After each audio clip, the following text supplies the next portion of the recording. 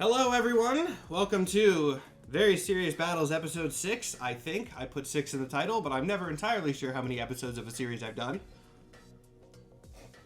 How are you all doing today? I have 2 drinks because I didn't want to get rid of the not very good lemon caffeine monstrosity that I made. So I have that and I have water. And I'll probably just forget which one is which, and then you'll see me grab this thinking it's water, take a sip, and then make a very unpleasant face as it is instead hyper-concentrated apple lemonade that tastes awful. If you want to hear the origins of why I have that, I'm not going to tell you. Should have been in the TikTok live. God, that is really not good. But it's caffeinated, so I'm probably just going to run with it. Anyway, let me get into the content pretty quick here. If you don't know how this series works, you'll find out in a couple minutes. But before I do that, announcements. I do have a few things that I want to announce, and I will do that as I set up the concurrent TikTok live that we usually do.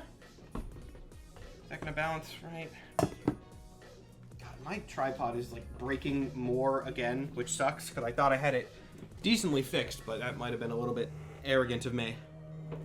Anyway, where's emails? I don't care about any of this. Okay, so first announcement is not really a new one. I probably should have moved it lower, but it was easier to just keep it where it was. I have a Patreon now. There's not a ton on there yet, but there will be as things go on. You're going to get some previews for things. There's video requests at higher tiers, various things if you want to help me out with some more consistent income, because amazingly, content creation is my full-time job somehow. You can check out that Patreon and it would help me out a lot. Secondly, my VODs YouTube channel is greatly improved now. I do have a YouTube channel where I post all of my old Twitch VODs. I don't have them on Twitch anymore because it's not really practical to have them on Twitch monetarily, which sucks. That link can be put in the chat here, but it looks a lot better. There were not thumbnails before. I just kind of used like screenshots from Twitch, which I knew was bad. I always knew it was bad, but I hadn't gone through and fixed it yet. Now, if you screw it, why am I talking about it? I can literally just show you. Look at this. Maybe I don't know how centered it is. That's good enough. Look at how much nicer the YouTube channel looks now. It's like consistent thumbnails that all look decent, but they're all identifiable to what the series is. Thank you for the sub, HMZ.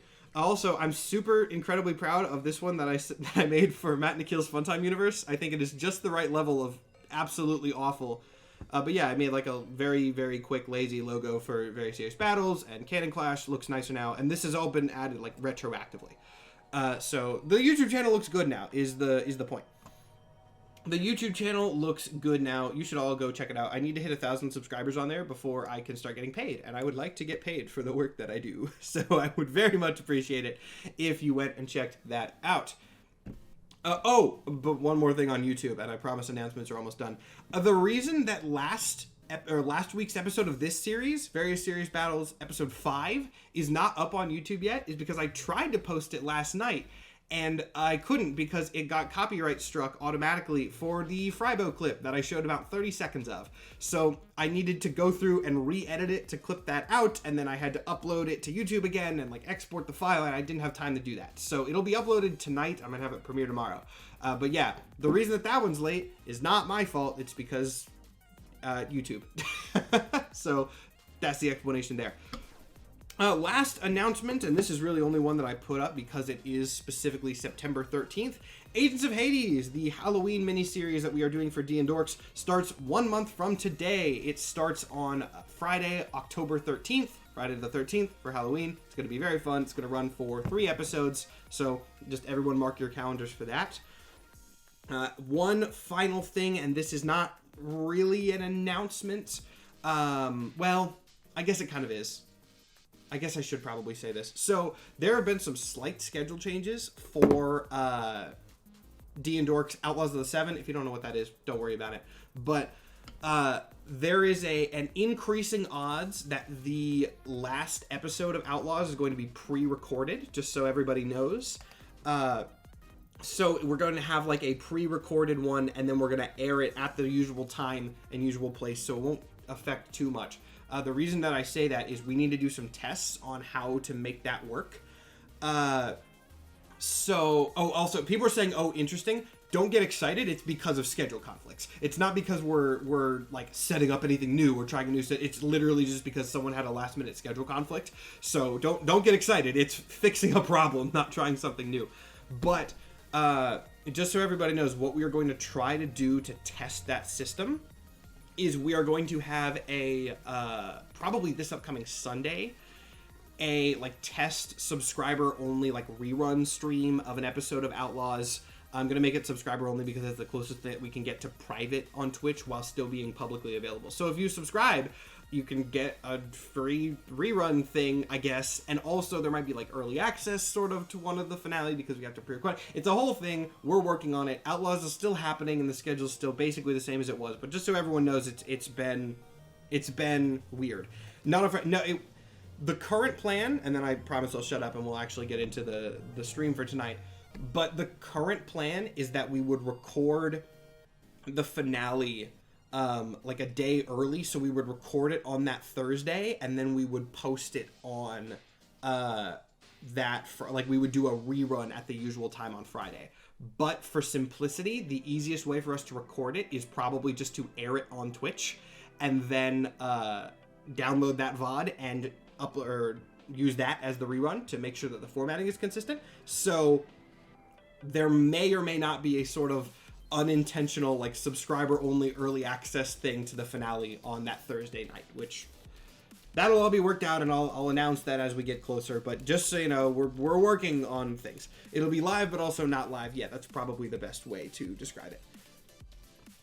Anyway, I do still have to set up my TikTok live, but I'm gonna go ahead and pull up this lovely little wheel for us so that as I'm setting up the TikTok live, and I can explain how this goes. That's centered enough.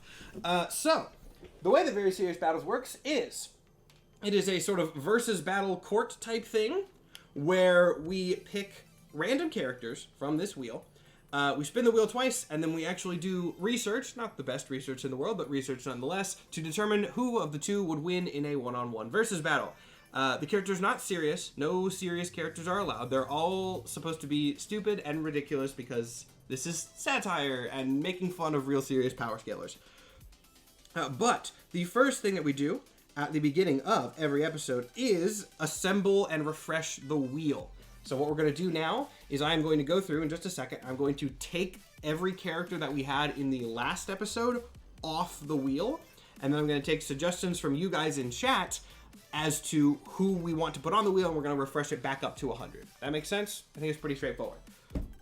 So that's what we're going to do in just a second. I saw some people putting in suggestions like literally right as the stream opened. And I'm not going to lie. Like, I'm not going to see those because I would have to scroll up like 10 minutes. So let me turn that TikTok live on, drink some not Apple Monster nonsense. And let's go.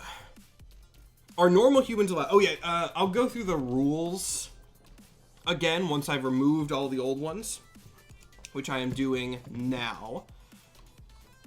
We had a lot from episode 1, I believe. So, Mungdal, the gnomes from Gravity Falls, the Hamburglar, Pac-Man of Pac-Man and the Ghostly Adventures, Word Girl, Sesame Street Mechas. By the way, if you want to see these fights, normally they would be available on YouTube, but as I said a couple minutes ago, the last week's episode has been delayed on upload because there was a copyright thing that I had to re-edit. But go sub to my YouTube and it will be up like tomorrow. Blue from Blue's Clues, Gecko from PJ Masks, Frybo from Steven Universe. Screw you, Frybo, you doubled my workload. The Wild Kratts, the Cyber Ghost, which was actually called something else from Scooby-Doo. Chef Boyardee, the Thumbs from Spy Kids, Ron Swanson, Fanboy and Chum Chum, Chuck the Evil Sandwich Making Guy, G-Force, the Grossology Squad, hated that one, Johnny Bravo, Garfield the Cat, and Guillermo from What We Do in the Shadows. Now, I believe I have already removed Walter Mellon. The first mistrial that we had in Very Serious Battles history. That was a whole thing. I'm going to leave his opponent, the Loch Ness Monster, in because I think that one's viable. But now I'm going to take suggestions from you guys as to what we need. We need 22 more. 22 characters to get this wheel back up to 100. Rules, nothing serious. This is supposed to be bits, so like superheroes generally are not going to go on here, nothing like that. Rule number 2, no anime. Not because I particularly dislike anime, but because in my experience, the second you mention anime and power scaling in the same sentence, people immediately start taking it way too seriously, and I don't want to have to deal with that. So no anime. And number 3, no real people, because it's not fun. It's not fun when you have to do real people. I've learned that after some trial and error. Trial and error pun. Oh, also I have my gavel. It's on the floor because I dropped it, but I do have my gavel. All right, let's see. Remy from Ratatouille. See, the other thing that I'm thinking about is I'm trying to think about characters that are like very low level. Minecraft Steve is solid. I like Minecraft Steve. That's good. The kids from the Magic Treehouse, sure. Magic Treehouse. Kids, we're gonna assume with the treehouse. It is the 2 kids and the treehouse and the powers thereof. That is the level we're talking about here.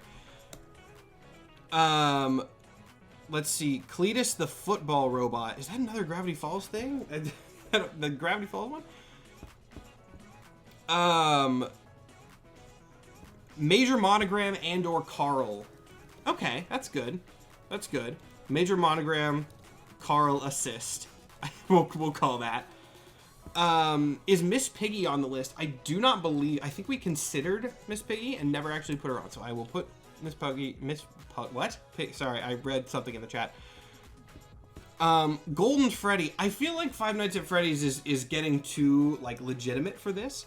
King of Blake, when you say Chompy, what is Chompy? Because I know a couple things that are just called Chompy. You're gonna have to be more specific on Chompy. Ord from Dragon Tales is a great pull. Yes. Dragon Tales is an excellent pull. Is it Tales or I don't care if I spell it right. Who cares? Also, by the way, if you just say a name, please put the series that it's from, because a lot of you are just saying names that I don't personally recognize. So if you put the series that it's from, that'll make it more likely that I look at your suggestion. Because if I just, like, someone said, like, Lorelei Blindef, I have no idea who that is. So if you say the series, it will help. Sophia the First has been on here before. If they've been on here before, they're in a previous episode on YouTube, and you can find that. Baba from Baba Is You. I don't think that one's gonna work well with the format. From Epithet Erased. What is that? I've never heard of that. I feel obligated to look because I did use that as the example. An American okay. What is this character?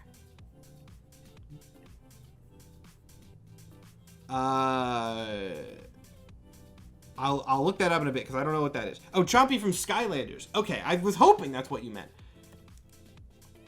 A Chompy. Skylanders, just to be extra clear. Phoenix Wright, sure. Sure. Never played one of those games, but I'm aware of the general bit. Carl from Mamas with Hats is good. Oh, Amy, you also said that you DM'd me something, didn't you? Hold on, let me pull up my Discord. I don't have it pulled up anymore. Let me take a sip of apple lemon disaster. God, that is not good. Amy, I'm fairly certain that these are the BTS guys, but I don't know what the official name for the BTS little guy is. Shizao, sure. I've heard of that. Is that how that's pronounced? Lightning McQueen is good. Lightning McQueen is great. I'm amazed we actually haven't had that one on here before, but I don't believe we have. The Clock from Loki. There's not, like, the actual existence of Miss Minutes as anything outside of an AI is debatable, so I don't really want to touch that one. Amy has confirmed they're called BT21. BT21, whatever. I'm going to say BT21 and I'll get yelled at. Megamind. Is Megamind too serious? You know who's not? Titan. Titan from Megamind is not. So we'll put Titan in. Yeah, okay, you know what? I love Megamind too much to not put him in. We'll do that. Titan is just Superman. Yes, but he's also a dumbass. Look, high power. Look, when I say not serious, I don't mean not high power levels. There's cartoon characters in there. The level of like Toon Force, we put Chowder in this list. The level of Toon Force is above Superman. The Cabbage Guy is just a dude though. Like Cabbage Guy's not gonna be interesting enough. Also, yes, Agent Blizzard, I spelled it like that on purpose. That is actually what it's spelled like in the movie. Because he's stupid, and he hears that his superhero name is Titan, and he misunderstands it, and so it is actually Titan with, like, the GH. That is what it is. No one come at me for that one. Clyde the Ghost from Pac-Man and the Ghostly Adventures. Alright, sure, we'll go back into that rabbit hole of doom. Pac-Man and the... I'm not going to remember what that acronym is at all, but that'll be funny, so we'll put it in there.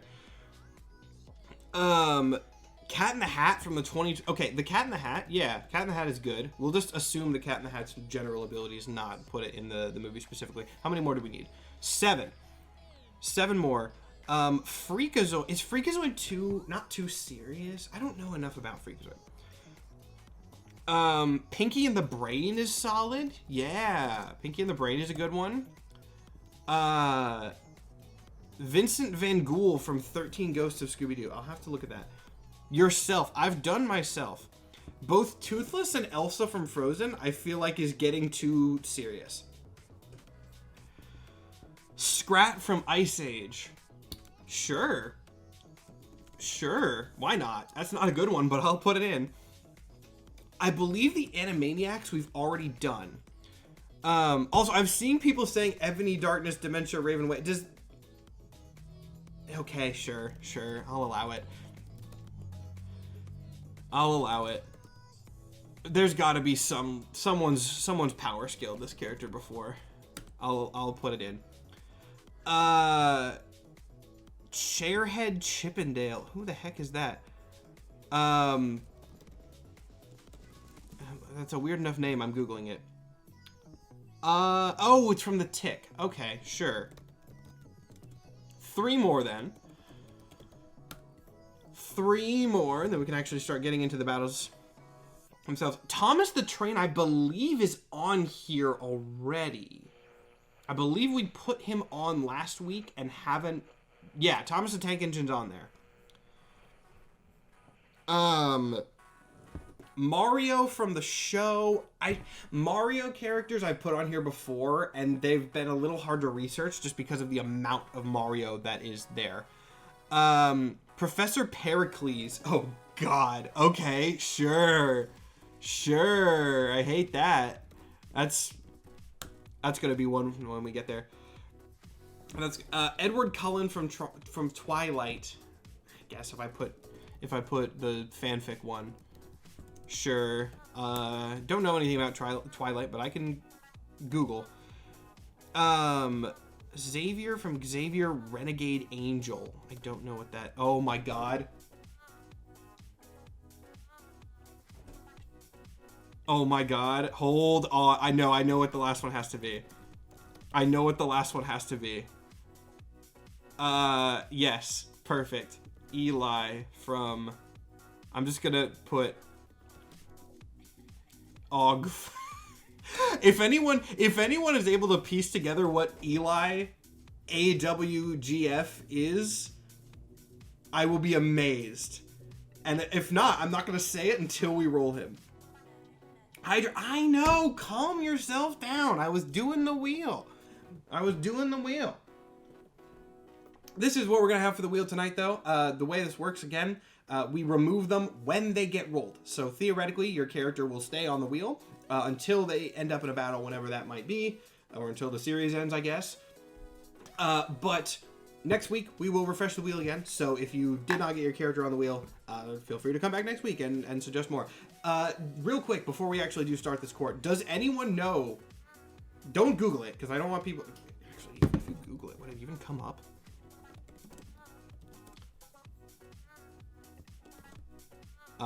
It would not. It's not actually Googleable. That's great. Okay, cool. We're just gonna leave that there. And we're going to see if anybody figures that out before we roll it. We are going to see if anyone figures that out before I roll it. Let me scroll through. There's something I missed up here. Okay. Eli from Gumball, not from Amazing World of Gumball. Not Amazing. We're not going to guess it. We're just going to wait, and we're going to see if anyone gets it. Where's my gavel box? Where's my gavel box that I use for gavel noises? God, my desk is such a mess. There it is. It also fell. That makes sense. Okay, so. Whenever someone says don't Google it. Oh, I didn't mean don't Google it as like it's a bad thing. I just meant it as like I want to see if anybody knows what it is organically. Which even if you Google it, it would not show up. So, let me grab the formatting thing, and then we will start on the first battle of episode 6. Yep, that's what it is. Episode 6, battle 1. Let me put my my little Google Doc up there. There we go. Okay. Episode 6, battle 1. Let's find out. If we don't get it on the wheel tonight, will you tell us? No, it's going to stay on the wheel until it gets rolled. All right. Why am I? Oh, yeah, because court is in session. Order in the court. Let's see who our first legal combatants are.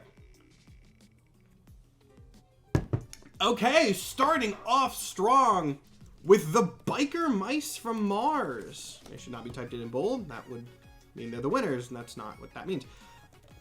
The biker mice from Mars, who I am only aware of because of the segment Abnormals from the podcast My Brother, and Me.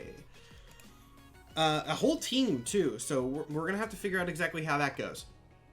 But let's see if they're fighting, or, well, they are fighting. Who they're fighting. I meant, like, if they're fighting another, you get what I mean.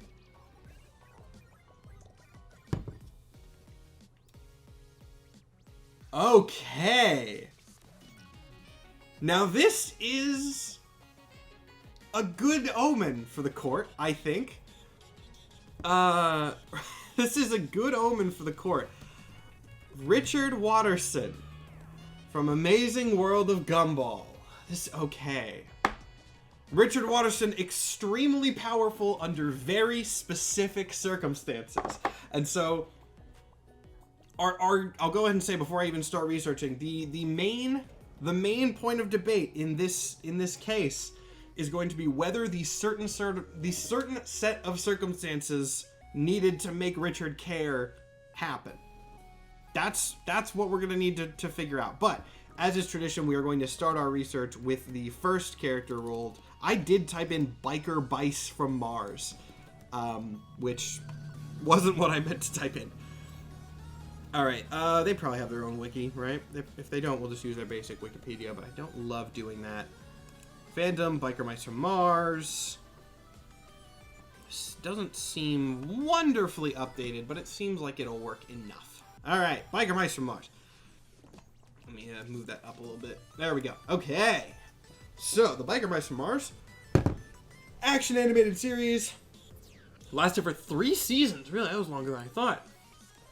And there was apparently a 2006 reboot, which I did not know. Though, it says it takes place a few years after the events of the original series, so this less of a reboot, more of a follow-up. Regardless, we don't care about the series as much as we care about the characters. We have Moto, we have Vinny, we have Throttle, and we have Charlene Davidson. Is Charlene David? Okay, I'm just going to open all these tabs, and then we're going to go through and see who's applicable. Moto, definitely. Dang, bugs. Sorry, I had to kill a freaking gnat. It's attracted to my death concoction that I have in my water bottle here. Moto is the strongest member of the trio. Okay, so now I actually know. So it's a trio. There's 3 biker mice from Mars. Probably these 3. Vinny. Whose full name is possibly Vincent. Thank you, Wiki. And then Throttle. Are these the 3 main? The 3 main is Moto, Vinny, and Throttle. Charlotte. I'm assuming this is their human friend. The sort of mandated by tropes human friend of the Weird Animal Squad. They're April O'Neil, in a sense. Rimfire is does not seem to be major, and Carbine also doesn't seem to be major. So okay, so we are going to assume she's not a biker mouse. Maybe she's part of the team in a sense, but she's not a biker mouse from Mars. So we are going to assume that the 3 characters we are taking into account are Moto, Vinny, and Throttle. Easy enough. Okay, so first off, what the hell are these things? Are they genetic amalgamations or mutants, or are they just aliens that happen to look like mice? Like Throttle and Vinny, Moto was a freedom fighter back on Mars during the Plutarchian invasion. So I'm assuming, and please correct me if I am wrong, chat, jury, whatever we've determined you guys are, that these are aliens that just happen to look like mice? Is that what we're dealing with here? Because it says race is Martian mouse. So this is just aliens that look like mice, right? Right? Is that what I'm looking at here? So I was gonna say not cyborg. I think this guy is specifically a cyborg, but like they're not. Okay. Let's look at all these. He was also a freedom fighter. He was also trained by some guy named Stoker, who is, I guess, their version of Splinter, but he looks weird and kind of dumb. Appearance, equipment, okay, and then Throttle. So what are their specific roles, right? This guy is called the strongest member of the trio. I'm going to assume that is referring to physical strength. So to continue the TMNT relation, this is the Raphael. Vinny is the resident hothead of the trio. So maybe he's the Raphael. He's got flares and energy shurikens. So is he like the dexterity guy, I'm guessing, maybe? The charisma dexterity guy, and then Throttle is, I believe, the leader. Yes, he is the leader figure. He wears Nux. Okay, so where are their bikes? That's what I want to figure out right now. Is where are their bikes? They all seem to basically just be like freedom fighters, space rats. Do their bikes have like gadgets? I would assume they do. But maybe they don't? What about equipment? Okay. His bandoliers equipped with different kinds of flares. Some are burners for melting metal. Some are bombs. Okay. This doesn't even mention a bike. Are the bikes like a thing? Equipment. Once again, this never mentions a bike. I feel like this is more of a failure of the wiki than anything else. And this one doesn't even have an equipment section. Okay. They ride their bikes in a... I need to see if the bikes are like a factor, right? Are the bikes like teched up alien bikes? Or are they just bikes? Characters... what about Charlene Davidson? Because she was the mechanic, right? Maybe her page is gonna have anything helpful here.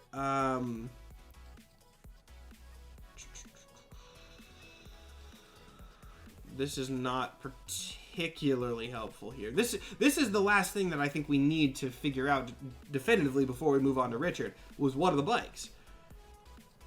What if I look at just their first episode? I think this is just not a very good wiki, which makes sense. This is a very niche one. Look up their bikes specifically. Yeah, I was just hoping that I was going to be able to find it on this wiki. Biker mice from Mars, bikes. Go to images. So 2 of them just kind of look like Harleys, but with some like more panels on them, and then one of them looks a little different. These are toys, but what better way to showcase weird 90s characters than the toys that were based on them? Speaking of biker mice from Mars, there's a loud bike going by my house. So these do seem to have guns on them. I don't think it's centered properly on your screens, but you can see the guns. Like, I'm assuming that there's 2 here, 1 here, and then, like, 1 on the side there. I'm assuming that those are guns, right? Watching the intro to the reboot, and they seem to be able to take laser... Okay, so they're 80s bikes with guns. So we have trained fighters. So they're three rats. Mice. I'm sorry. Why did I say rats? It's literally the name. 3 mice, trained fighters, with gadgets and gun bikes. That's basically what we're dealing with. Simple enough. Richard Watterson, then. Richard Watterson is an interesting combatant because he is going to be very lazy and not really give a crap about anything until food is involved. So is there anything that would involve food in this case? In this case. Because if food is involved, Richard basically has a like nigh unlimited toon force. Nigh unlimited toon force. Like, he has been shown to run at such speeds when food is involved that there's an episode, the Secret Burger one. I've seen this whole show through several times. Very good show. The Secret Burger one, Gumball mentions a secret burger at Joyful Burger, like miles away from Richard, and Richard runs so fast to that location immediately that he gets there almost instantaneously and then trails like cars behind him in his wake. So if something gets his attention enough, that is notable. Now, there are 2 other factors we need to bring up here. One of them, actually, 2 people have brought up both of them in chat. Number 1, if he gets a job, reality itself crumbles around him. There's a whole episode, one of my favorite episodes of the show, where Richard gets a job and causes, like, distortions in the fabric of the world. I don't think that's going to come into play here. However, the other one that will come into play is that, for reasons unknown, genetics don't really matter in this world, Richard's father is a rat, mouse. I believe it's implied that it is a rat. Louis, stepfather. But, you know, in this case, we're going to say not Louis. Louis the wrong one. Louis is fine. Where's Frankie? That's what I was looking for. Frankie Watterson is his dad. Again, I don't think it's ever been said. Oh, no, he's a rat. Okay, he's a rat. So, this is Richard's dad, and Richard's dad sucks and is a huge deadbeat. The one question, though, is would Richard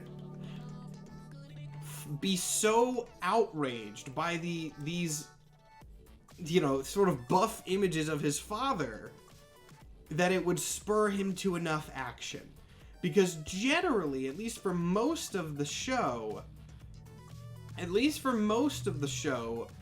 Richard he's not bitter to his father. He's in denial about the whole thing. And just doesn't, yeah, look at this. This should actually have it perfectly. Frankie. Yeah, Richard still, even though Granny JoJo, Richard's mother, does not think so favorably of Frankie, Richard still loves him. And he's not, like, bitter at his father. He's a baby. Richard Watterson's just a big baby.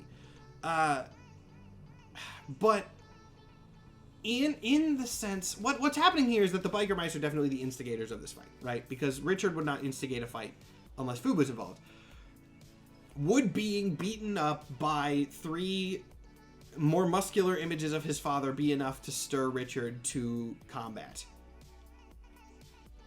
Also, Agent Blizzard says he would eat them, assuming they're mouse-sized. I don't believe they are mouse-sized. I believe this is a Teenage Mutant Ninja Turtles thing where they're just kind of people with mouse traits. I really don't know. Because literally the only determining factor here is, does Richard fight? And we assume in this case, in these cases, that the combatants are somewhat interested in fighting, but also Richard is so fundamentally stupid and so fundamentally, like, lazy that the question of whether he would be open to using his full power, that's the only one that matters. He fights in a lot of chapters when he got buff. When he got buff with special circumstances. When he got a beard, he didn't fight anyone. He tried to fake it and immediately backed out. I don't think that Richard is gonna fight. I think that Richard's reaction to getting beaten up by these mice is to start crying and curl up in the fetal position where he's going to get curb stomped and eventually blown up. And yes, you could say, oh, he's unkillable, Toon Force, but every Toon Force character is basically unkillable. So I am inclined to rule this in favor of the biker mice from Mars. Archie says, I found out something weird. The biker mice have telepathy. Strange, but it just further confirms my ruling. I think if Richard was spurred to action, he would be able to win, but I do not see a reasonable case in which he is spurred to action. In some, yes, but it's edge cases. He was spurred to action when returning a video game. He was not. He was spurred to action, but then immediately backs out. I know the episode you're talking about. Once he's confronted, he gives up, like, almost instantly. There are a lot of scenes where Richard, like, fakes being strong, and then he gives up the second he meets any resistance. So I don't think that he's going to fight. Therefore, the first battle of episode 6 is ruled in favor of the biker mice from Mars. One of the few times that a Toon Force character is beaten. See, Toon Force characters aren't invincible. They are not inherently invincible. I'm going to close out some of these tabs. I'll leave one open for formatting purposes, but let's go on to fight number 2. Can he also somewhat shapeshift, like that episode where he pretends to basically be a golden girl? The episode where Richard I wouldn't call that shapeshifting. I would call that, like, comedic levels of, like, makeover. That's basically what it is. Because he's not shapeshifting. Like, the bit is that he's just, like, squeezing himself into a costume. It's just Toon Force. And either way, I don't think that helps him here. So, battle 2! Who's our first contender? This drink sucks so bad. The Magic School Bus. Now, I am actually, first off, good. This is going to be a good one. I am going to alter the formatting of this a little bit, just for clarity, because what this actually is, and we've determined this when we put it on the wheel, I just didn't change it. Miss Frizzle with the bus. That is what we're dealing with, is Miss Frizzle and the bus piloted by Miss Frizzle, essentially, is what we're dealing with here. I think that's going to just make it a little bit more clear. Now, this is a very, very strong pair. I loved Magic School Bus when I was a kid. I was a huge Magic School Bus fan. And there's going to be a lot... I think it's going to be very fun to research the offensive capabilities of this bus. Because it's not something that I think was explored in the show very often. But we're going to find out how much that's even needed. Let's see... Well, that one's not particularly... Man! The bus surely wins. Surely wins here. But let's look up the Magic School Bus. Because I do want to look at the offensive capabilities, right? Now, this is basically done because despite, I think, Octodad having higher durability than anything else not anything else, a lot of things on this list... I mean, it's a bus. The Magic School Bus can just run over an octopus. However, I do want to see what its offensive capabilities are. This is the new show. I would like to see... I would like the original continuity, ideally. There was a reboot of this, in which the bus is voiced by Kate McKinnon. What? That's wild.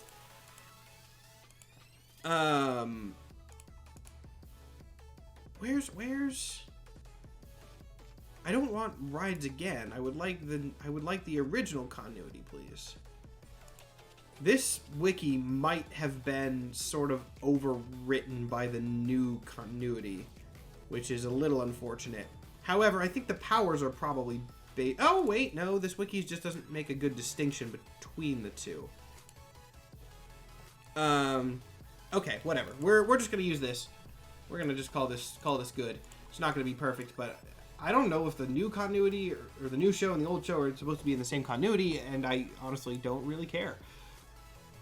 So, let's look at this thing that this bus can do.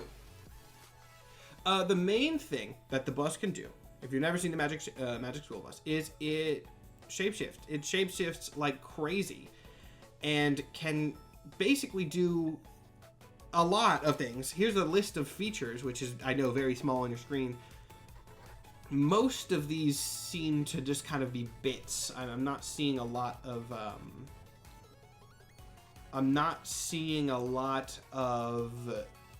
like, real things. The most interesting thing here that I've got is the regular Selinator makes the bus incognito to a person's antibodies by transforming into one of his or her red blood cells. Now that's interesting because that does confirm that the Magic School Bus can copy DNA like an Omnitrix. So it can specifically become certain stuff. That's kind of crazy. Here we go. Alternate forms. Our goal here is we're going to try to find anything in this alternate forms list that could look offensive. This is a bat. That's not particularly great. A lizard. Turtle. Butterfly. Alligator. Duck. I don't like that one. That's like a Gravity Falls type beat. Bee. I don't know. Oh, it also is worth noting that it can fully alter the kids. That's another. Maybe this is one reason that I gravitate weirdly towards body horror sometimes, because I watched this when I was a kid. I've actually never thought that before. That might. That's okay. That's an existential crisis I'm gonna have to think about later. That genuinely. Okay, but maybe Magic School Bus has impacted me more than I thought it has. Anyway. What? Oh, okay, wait. The dinosaur forms. The dinosaur forms are pretty solidly offensive. You get rammed with a dinosaur horn or stomped on. What are these, like, 3D models? What are these from? This must be from the new show. They don't look new. They look pretty distinctly like old 3D models. So most of these, as you can probably already tell from the ones we've looked through, are various animals. There are ones that are not animals.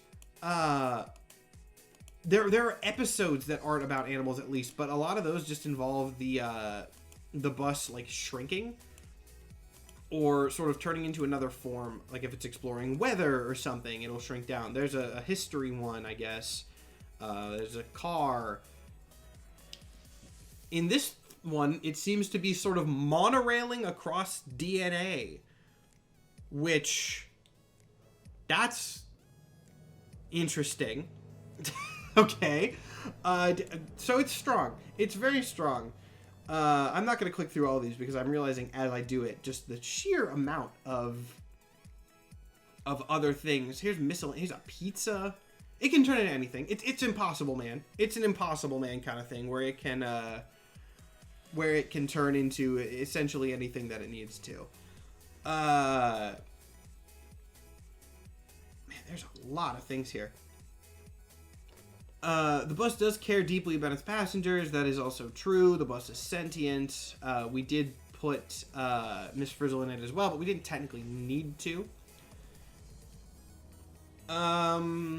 The bus is wheelchair accessible. That's good. Yeah. It can turn into a watch. It can turn into anything. It is just a full-on shape-shifting bus. I would like to look at Miss Frizzle, actually.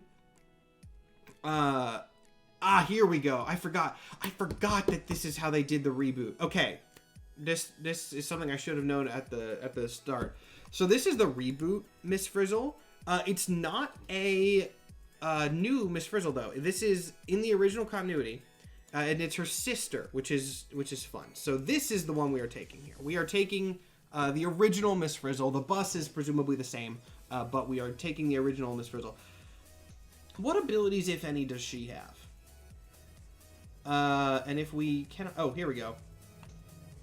There are theories towards her supernatural abilities, such as her actually being a sorceress, or that the static electricity she uses in her hair gave her magical powers. Okay, so that's just theories.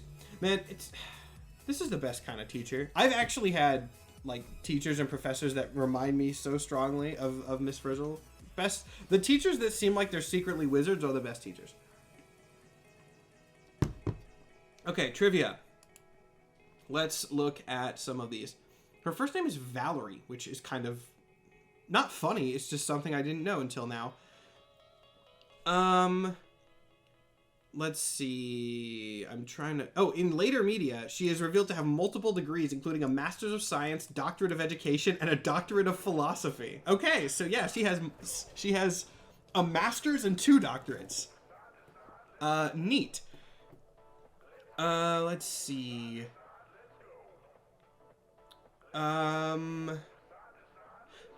She is one of 3 major characters to have worn a tutu, the others being Phoebe and Goldie.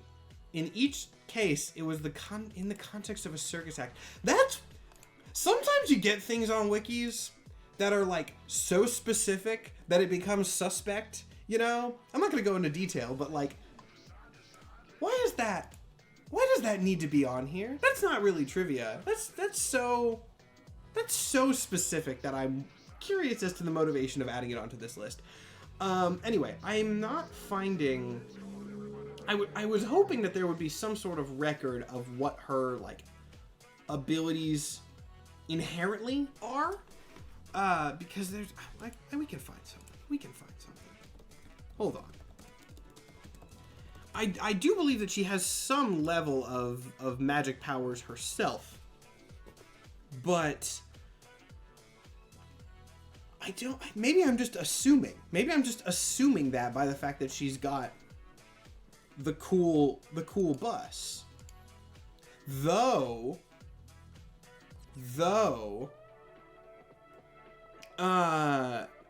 Wait, he can use his powers of deception to disguise himself. Oh, you're talking about Octodad? We'll get to Octodad in a second. This is the more interesting one of this battle, so this is what I'm focusing on. I have realized one thing, though, that I think is notable. It's possible that her sort of inherent powers come from the bus, because the bus can transform people.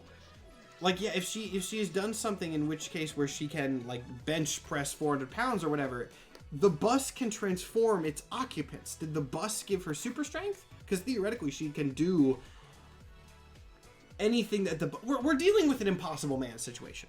We are dealing with an Impossible Man situation is what we've got here. And that's pretty good.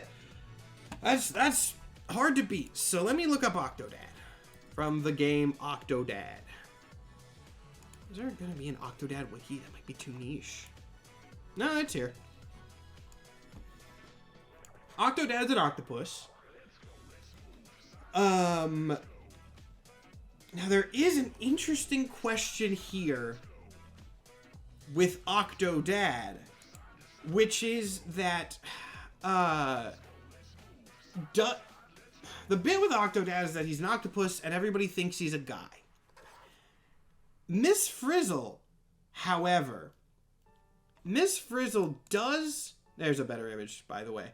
Does have, to use D&D terms, a very, very, very high intelligence stat. Would Miss Frizzle be able to see through this? I'm inclined to say yes. I am inclined to say that she could probably figure this out. I mean, this is something that she would be so incredibly used to. Like, this is not an octopus pretending to be a guy. I feel like is just a sort of another... That's a Tuesday. That's a Tuesday for Miss Frizzle. If Octodad's only thing is that he's just an octopus with octopus powers, but has a high level of deception score, I think it's pretty easy that Miss Frizzle could see through this. And yes, this is where Blizzard's thing was coming in. He can use his powers of deception to disguise himself as Arnold, playing on the bus's need to please Arnold, who hates the bus. It is stated that the bus caters to him specifically for this reason. I need to look at, like, you know how in court there's, like, objection, like conjecture, or, like, speculation, like things. I need to learn all those terms so that I can call out things. I'm going to say that's speculative. I'm going to say that's speculative from another thing, or from a few bits here. One, would he know that he needs to disguise himself as Arnold? No. That is giving him a bit too much knowledge that I do not think he would have. Two, even if he disguised himself as Arnold to the level where he could fool the bus, could he fool Frizzle? And I think no. I don't even think, like, we don't even have to use the magic in this, which is very, very funny. That's why this one becomes more interesting to me, is that we don't even have to use the shape-shifting capabilities of the bus. This octopus wanders into the school. Miss Frizzle sees that it is an octopus and just runs him over with the bus. The court rules in favor of Miss Frizzle and the magic school bus. This is incredibly easy, and I'm amazed I spent so much time on it. Of course, that was always how this was going to go. I'm sorry, Octodad, but there's no... Yeah, she's gonna dissect him. There's no way that was gonna go anywhere else. But... oh well. Battle 3! Let's see who's stepping up to the podium. There's a word, I think, for, like, court podium, and I don't know it. The Berenstain Bears. I don't know if I spelled it right. I know there's a whole thing where there's, like, a Mandela effect on how they're spelled, and I don't care. It's not that. There we go. The Berenstain Bears. Civilized bears, but a family of bears nonetheless. A family of bears nonetheless, which is why I put them on here, because they are basically just 4 bears, which is pretty good.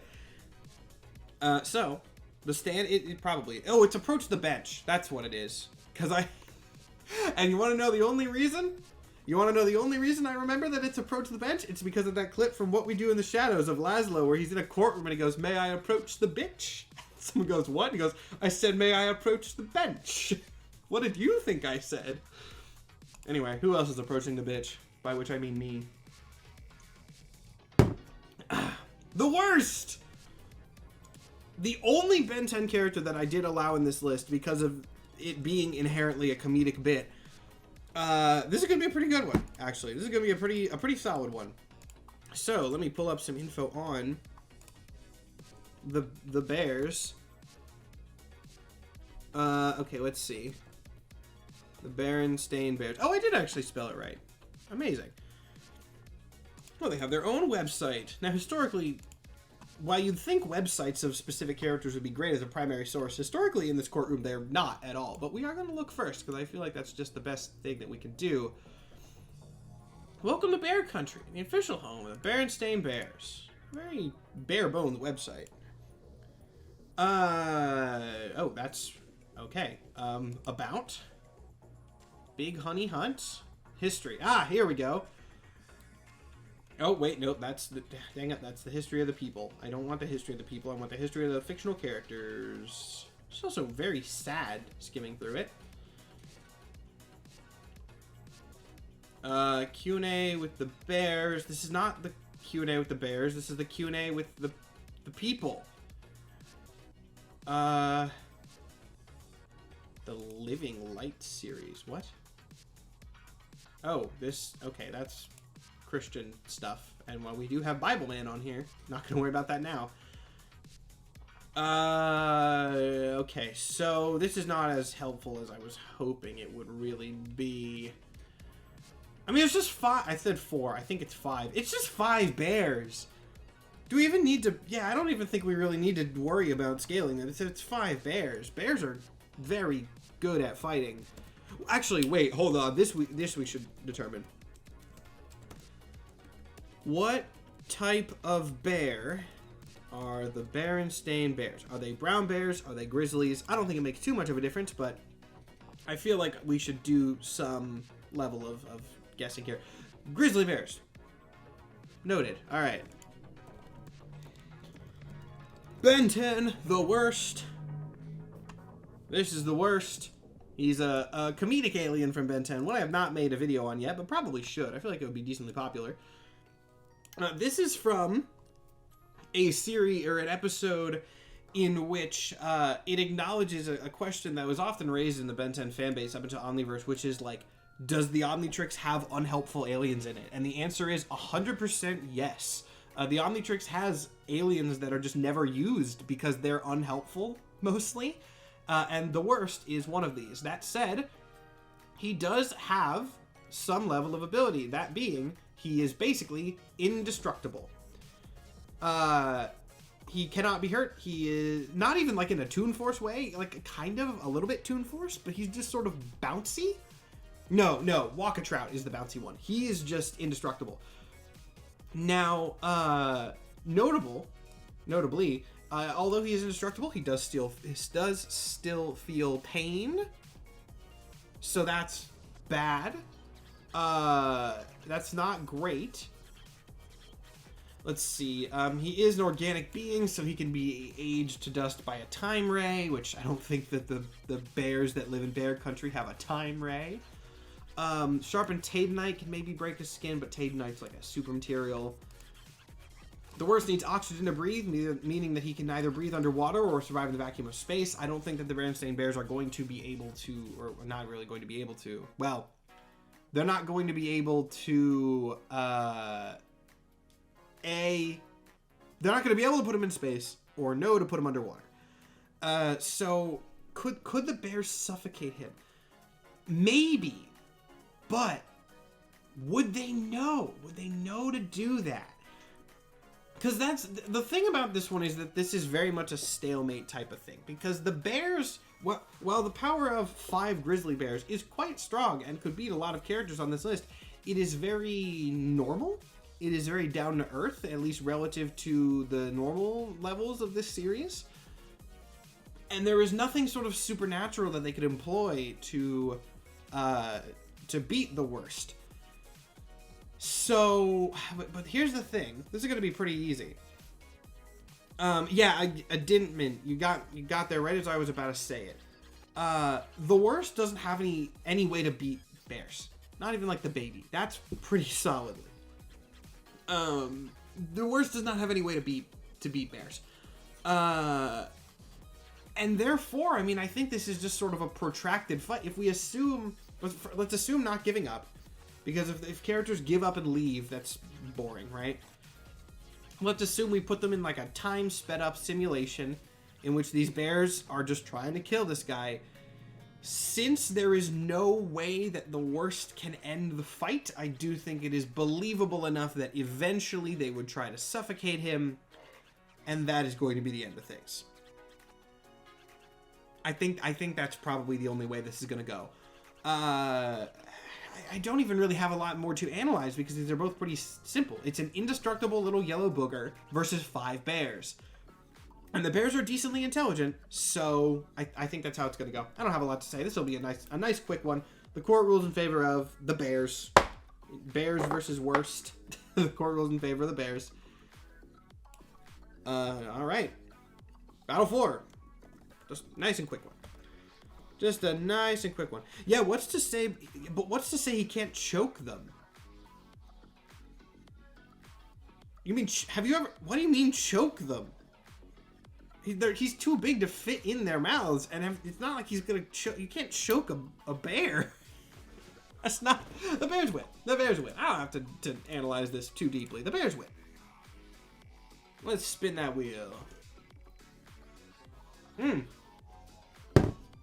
A new one here, one that I'm going to have to look up, because I do not well, I've looked up all of them, but you know what I mean.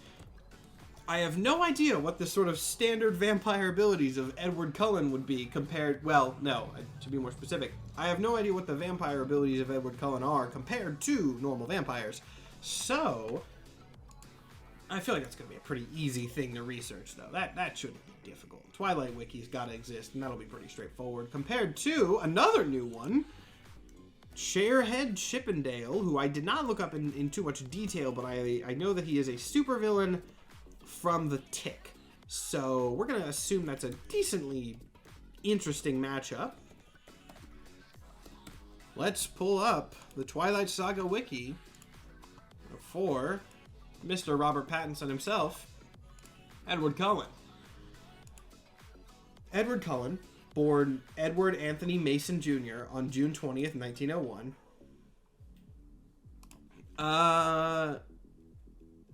Let's see. He almost died from Spanish influenza, and then he was turned into a vampire. Hold on. I have to yell at my friend for simping for a super capitalist. It happens. Okay, let's see. There's got to be powers and abilities. Perfect. I told you this wiki was going to be good. Don't know how strongly, I don't have strong feelings on the Twilight fandom in general, but I knew they were going to have a decent wiki.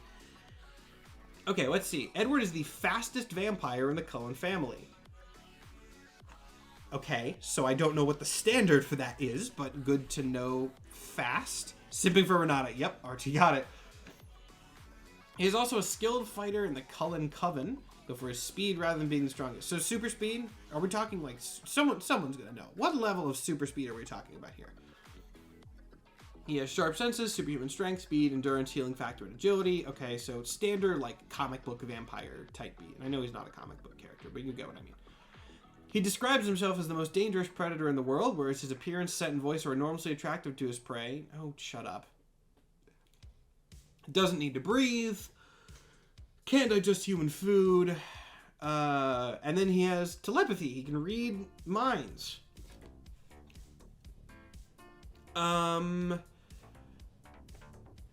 Okay, so he can read minds. Does he have vampire weaknesses? That's a very important question.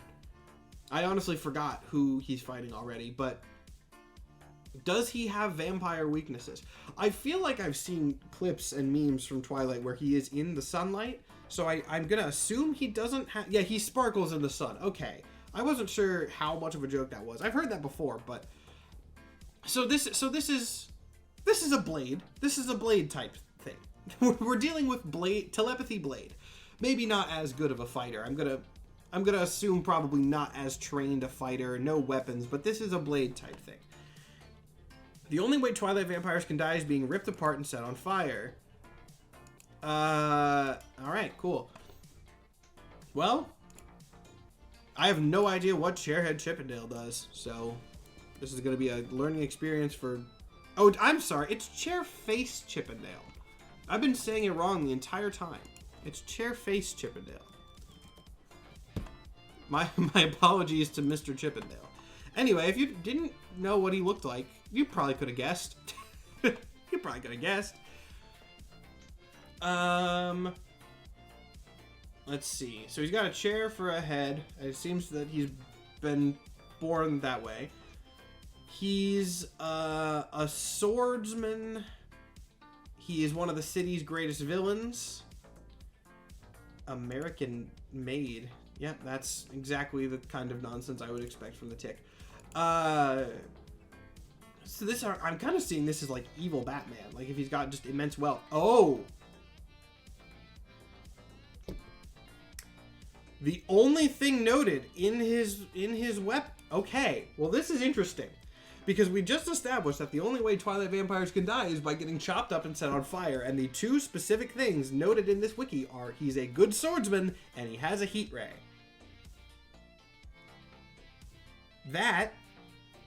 That's kind of what okay. Now it does say no longer in his possession. I know. I'm going to look at this.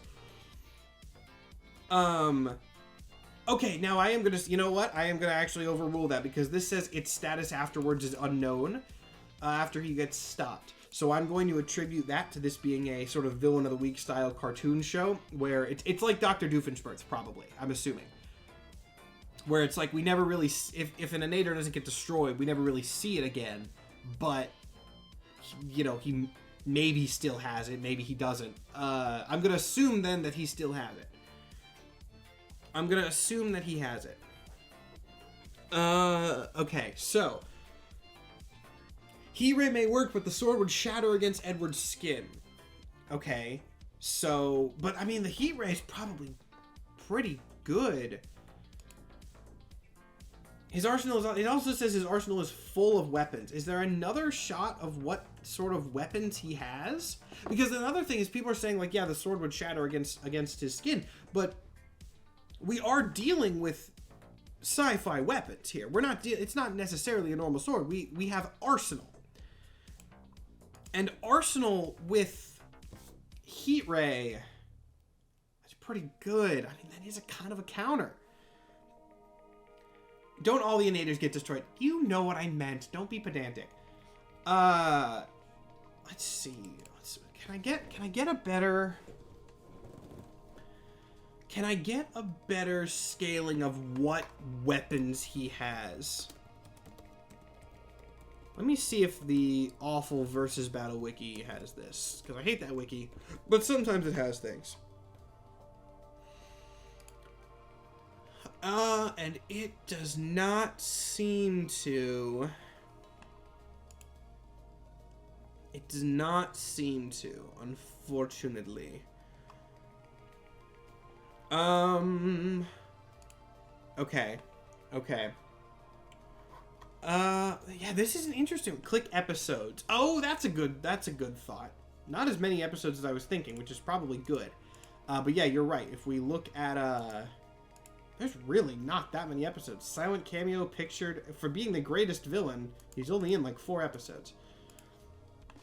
So we're going to look through these 4 episodes and see what his plot is. Smart. Alright. This is the Heat Ray one. That's the Heat Ray one. We saw that.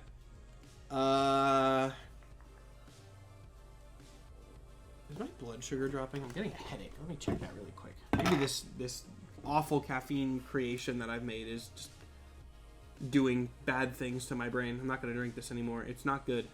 Okay, we're going to deal with that later. Let's see. I'm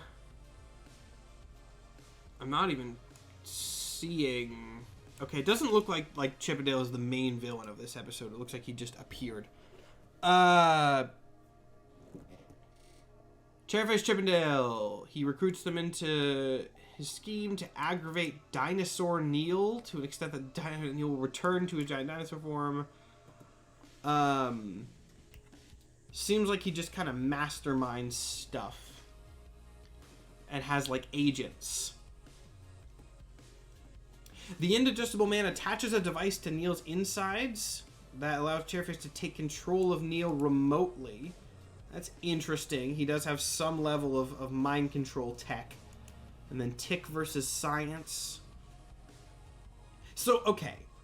This is where we can get really, really, really niche here. This is where we can get really niche. But I think that this is something that actually is going to matter here. It seems, from my research, that Chairface Chippendale does not do stuff on his own a lot, but what he does do is employ and recruit a bunch of other villains on a regular basis. And what that says to me is that he has enough power and enough leverage to do that. Right? Now, maybe it's just money. Maybe it's just money. But if he has enough leverage to actively recruit other villains on a regular basis, stronger villains than him, I think it's reasonable that he has enough tech to handle this.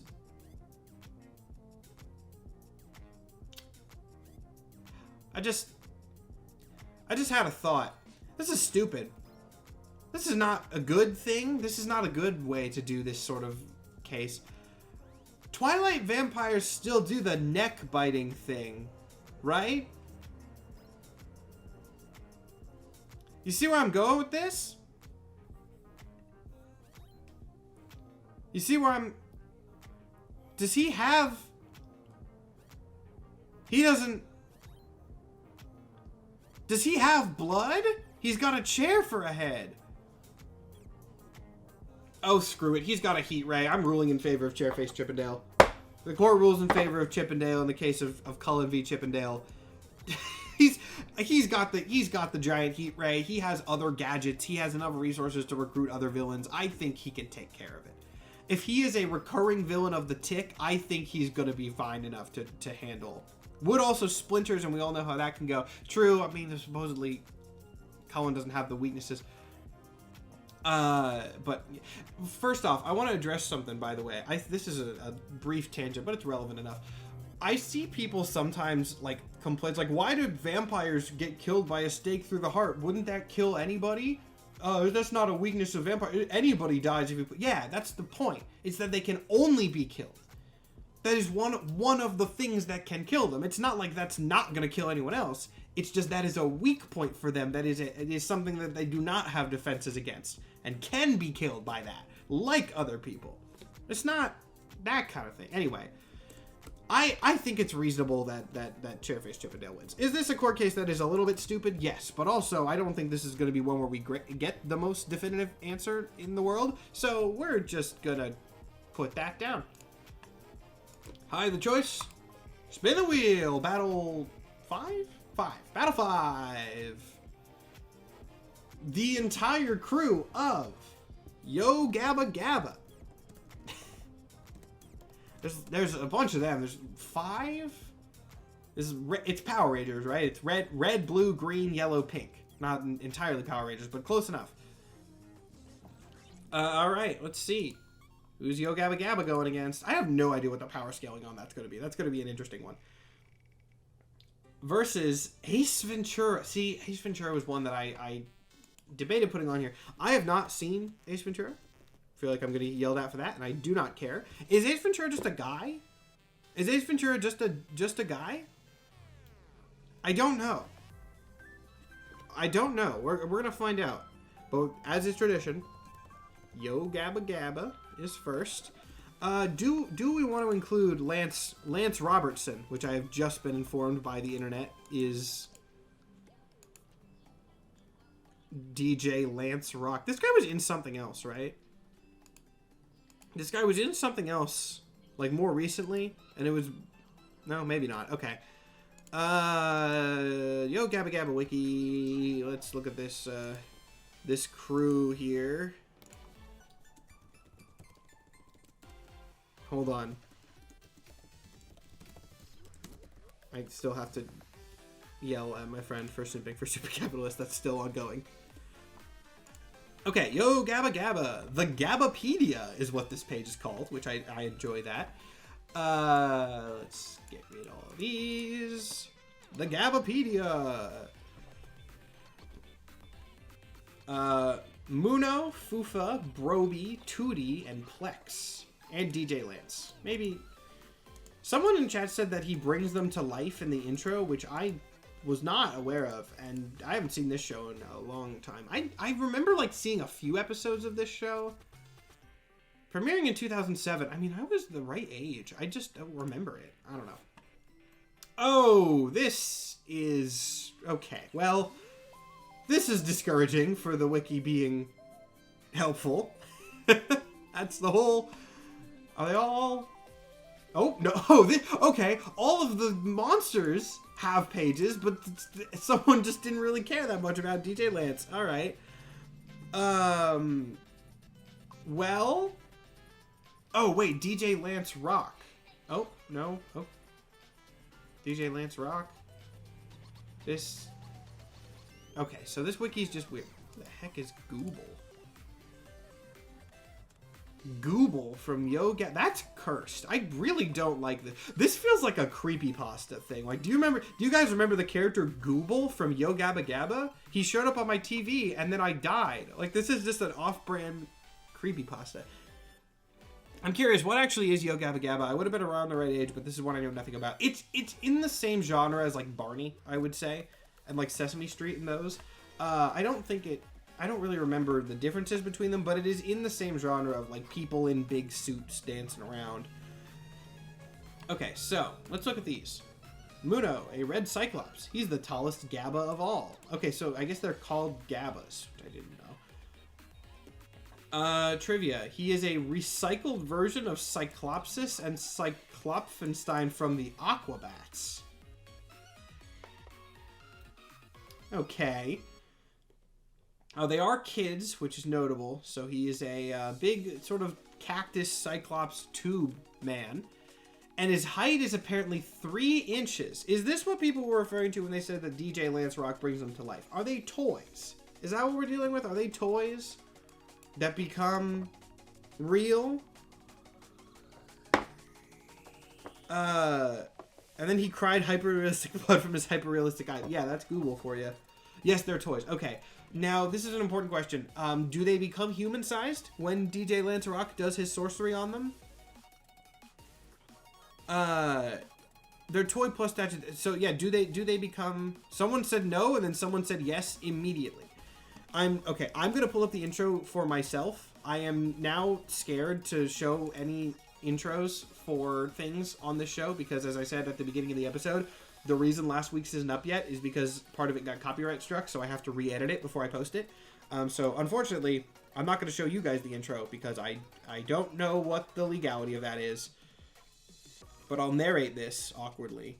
DJ Lance Rock is kind of creeping onto my screen here. He's looking over the bottom of it. I really don't like this. Like, this is actually the way he's looking at me is very creepypasta vibes. He has opened his magical case, and he has extracted the men. And he is putting them in some sort of diorama where they are then coming to life. And notably, they are not increasing in size. Oh boy! Okay. Are they going to increase in size at the end of this? They're all running. They're running up to DJ Lance Rock, who seems to be some sort of dark god of this world, some sort of eldritch being of their little micro-reality. And they do not increase in size over the course of that sequence. They are the size of toys, and the DJ apparently shrinks. Okay, we're going to look at the others just for the sake of thoroughness, but I do think Ace Ventura is going to win. Spoofa, does she have powers? She can, I'm not seeing any. We're not going to look too thoroughly here. Broby. He's the smallest, so that's not particularly helpful. Tootie is just a cat thing, and then Plex, who I believe was my favorite on the few episodes that I saw. He is the 5th and final member, and he's a robot, I guess? Contrary to popular belief, Plex has no romantic interest in Tootie. Popular belief? Who the fuck is... No! No! Get out of here. All of you. Go. No, not popular belief. You know, it's really funny when I have to go through all my YouTube VODs. This sounds like a tangent, but I'll bring it in, I promise. When I have to go on my YouTube VODs, it always asks me, is this video made for kids? And there's always this moment where I'm like, my content, I try to keep relatively kid-friendly, but also that I do just swear. And I don't care. It's so funny how the internet has, like, just reduced the impact of swearing. And no one cares anymore. Which is fine. No one really should care. Anyway, let's look at Ace Ventura and see how hard it would be for him to just step on these 5 little creatures. Ace Ventura, Pet Detective. Never seen this movie, as I said earlier. Ace Ventura, the character. There we go. He's a Miami-based private detective specializing in the retrieval of missing animals. Is that just what we're dealing with here? Crossover with The Mask. We're going to assume he doesn't have the mask normally, because that seems... No, that's a change. He possesses the ability to understand animals. Okay. At least one occasion, he's managed to escape being shot by catching a bullet in his teeth, and he's shown to be a capable hand-to-hand fighter. If the Gabba Gabba can have knives, it's slightly less one-sided. No. I don't think we're just going to give them knives.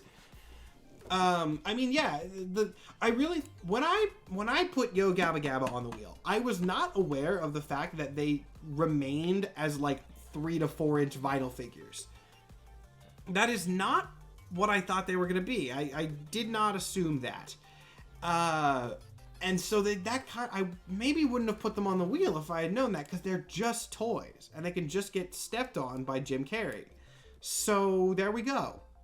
That's the case. The court rules in favor of Ventura. Also, if you guys should look up the Yo Gabba Gabba intro. Not now, because I'm still streaming, but later. It's kind of unsettling. It's just this weird orange man in a white void, like, bringing toys to life. It does scare me a little bit. I'm not a fan. I'm not a fan. Yeah, if only one of them was a bat, that would maybe change something, because I did see that Ventura had a fear of bats. Anyway... a surprising change for a slightly normal man to win one of these. Not common, but what time is it? Hour 23? Okay. I'll either do one more battle and take my bathroom break. We still got like an hour and a half of the stream left to go, so don't worry. Lore's been dropped. The DJ can shrink people. The DJ can shrink people, but also the Yo Gabba Gabba creatures are canonically like 4-year-olds. And even if they're big enough 4-year-olds, I do think that Ace Ventura can probably still beat up a bunch of dumb 4-year-olds. We're either going to take my bathroom break after this next fight, or, as is sort of tradition at this point, if I roll a really interesting one, I'll take my bathroom break now so that people don't leave. Let's roll. Let's roll for battle 6. Ah, okay. Titan from Megamind. Titan from Megamind. A very strong one, but also very stupid. Also, I'm going to just handle this again. Before anyone says it, if you haven't seen Megamind, I am not just stupid. This is how it is spelled in the movie. Because he is stupid and misunderstood the name that he was given. And so this is what his name is. Let's see who he's fighting. This could be a really one-sided one or a really interesting one.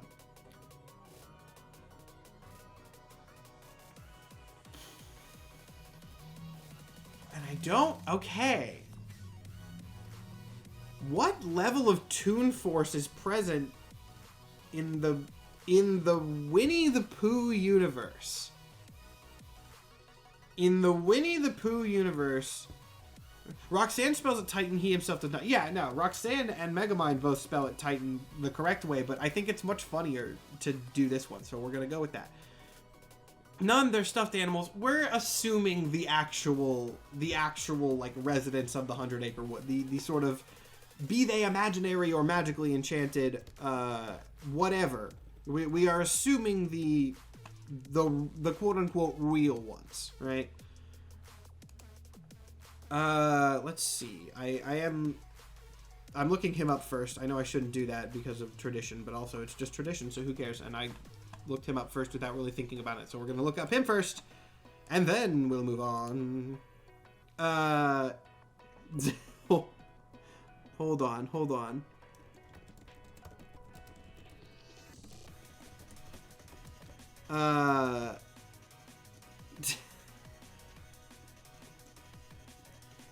Hang on, I still have to yell at my friend.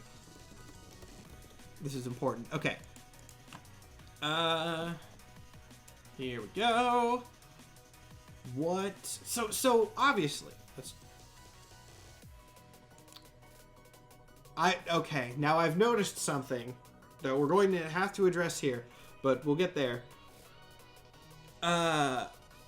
The obvious ability of Tigger is the bouncing, right? The bouncing.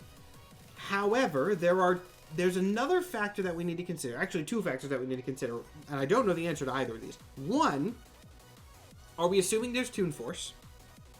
And two, are we assuming some level of physicality comparable to an actual tiger? Because if we assume that this tiger creature has tiger stats, for lack of a better term, that doesn't really help against tiger. Actually, yeah, never mind. That doesn't matter. Toon Force is the only thing that we're gonna need to deal with here. Okay. Yeah, even if we assume tiger stats very unfair, yeah, it doesn't really matter. Now, I will say, there is a thing that I didn't notice. I don't know if anyone else caught this because it was in really small text. Mirrorverse. If you don't know what Mirrorverse is, this is a whole rabbit hole that we could go on, and I kind of want to go on at some point. But I don't. No, we're not going to worry about Mirrorverse. Mirrorverse is an alternate version. We're not going to count that as anything. Check stream chat quickly. All right, hold on. There's that. He's okay. I see here he's sitting on words, and this is like a storybook thing, which does imply that.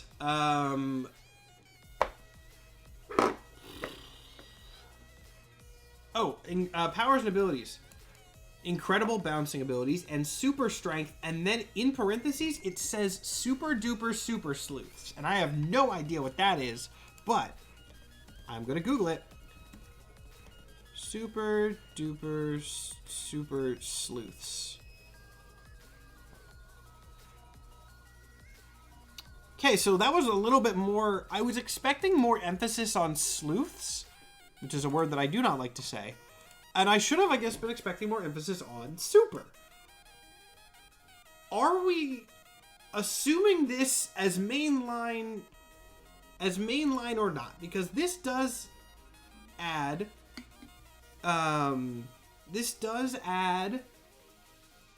some level of ability. So also, technically, blood and honey is canon because Winnie the Pooh is free to use. That's not how canon works. There's a difference between, like, just because something is in the public domain and anyone can write it, that doesn't mean that all of it is canon to each other. That's not how that works at all. We're not going to be cutting blood and honey. That is a different project. I knew that would happen. I knew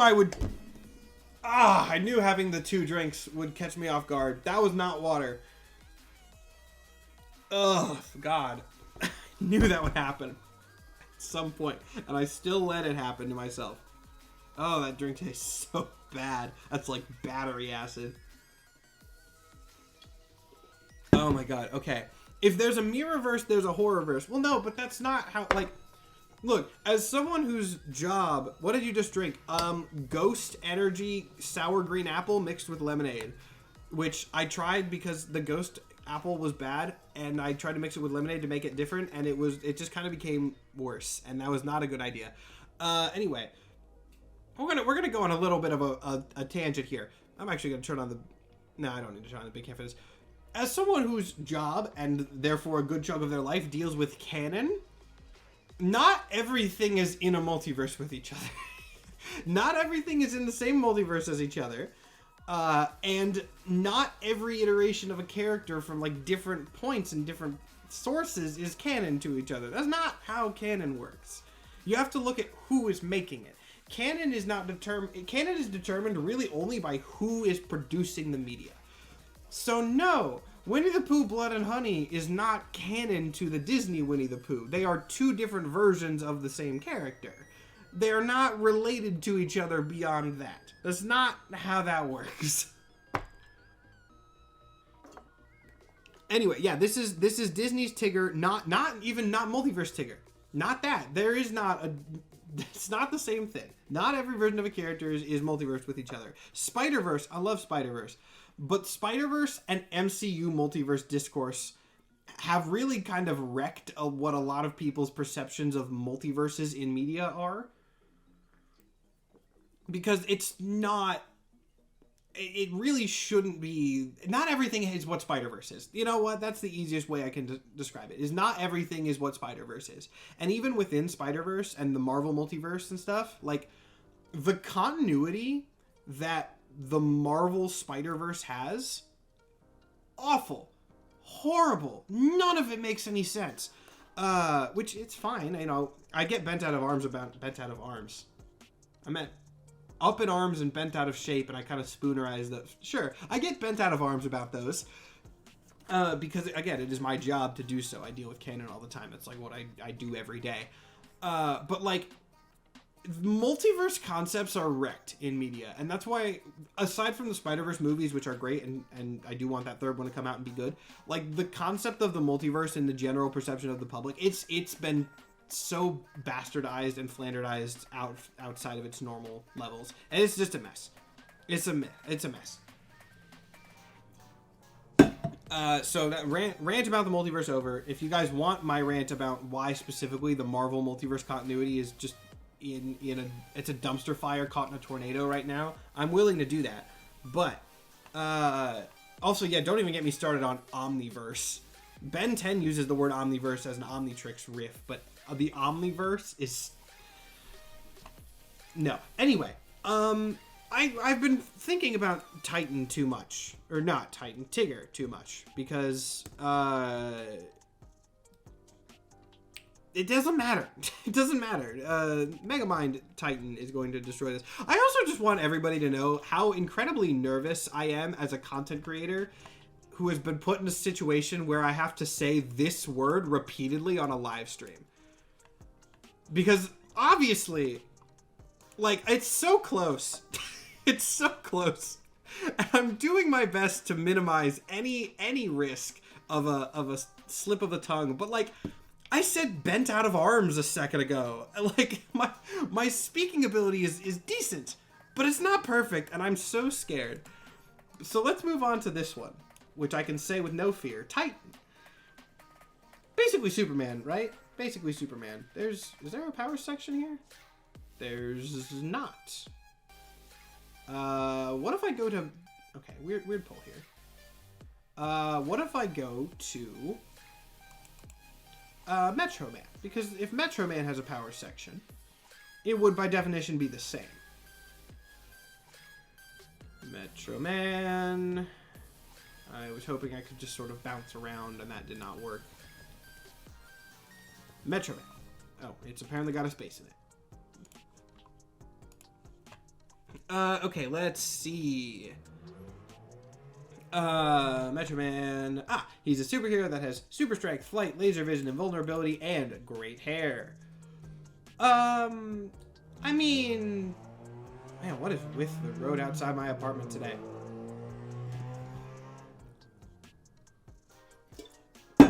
I mean, it's... Look, I like to try to stretch some of these out if they're not super interesting, because I want it to be content, but the court rules in favor of Titan. I don't know why we even debated that for that long. I probably could have just moved on to something more interesting. Anyway, I said we were going to take a bathroom break after this one, but I don't actually need one. I just am used to doing it at 90 minutes. Let's keep going! Battle 7! Though again, if it's a really interesting one. If it's an interesting one. Explain character badly for Kubik, not Kobik. That name actually rings a bell. Who is this? Never mind. Oh, is this like an original? The original Kubik? This is the weirdest costume.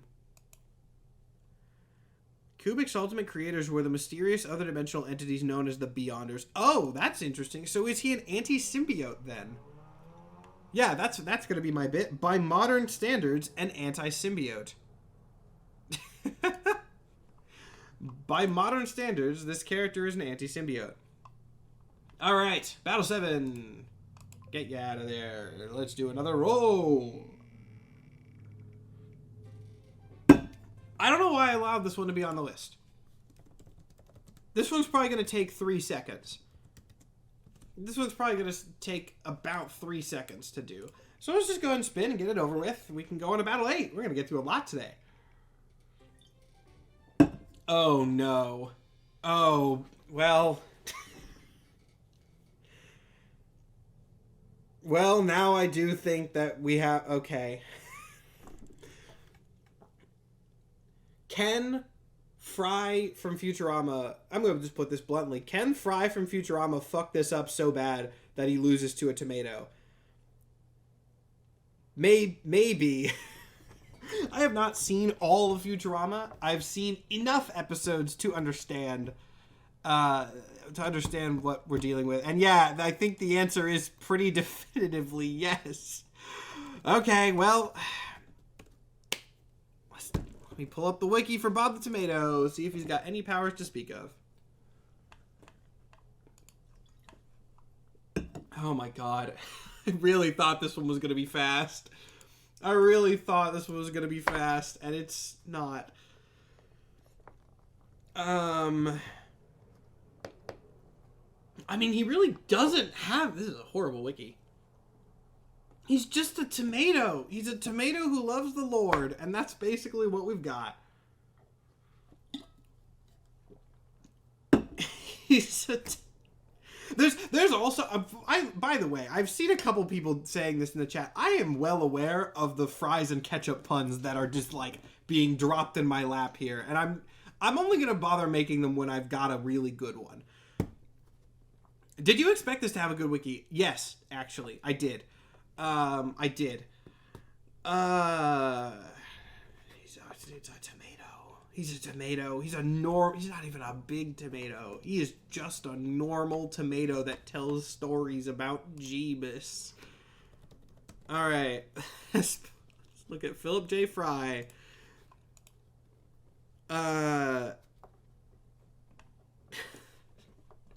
No inherent powers usually, correct? I am well aware, and I know people are going to bring this up. There are times in which Fry gets some sort of abilities, but does not normally have any level of powers as a baseline here.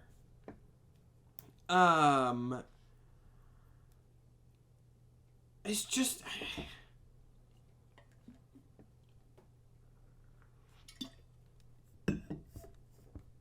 I mean,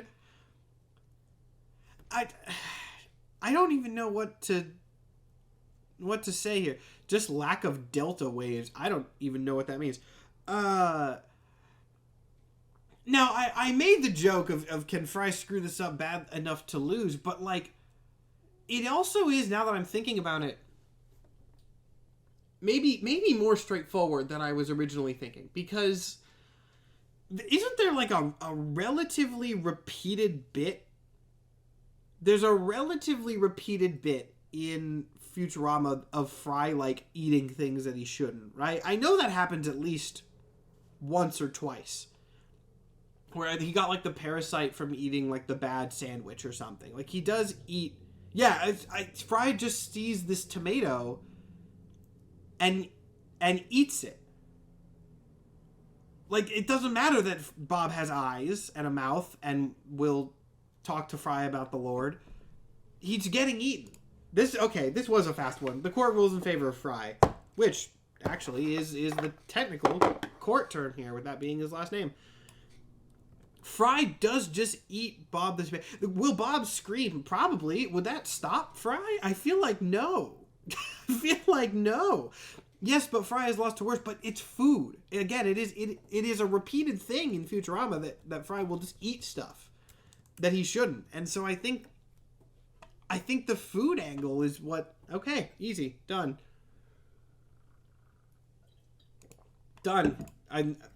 It was a little bit longer than I thought it was going to be, but it was still pretty easy.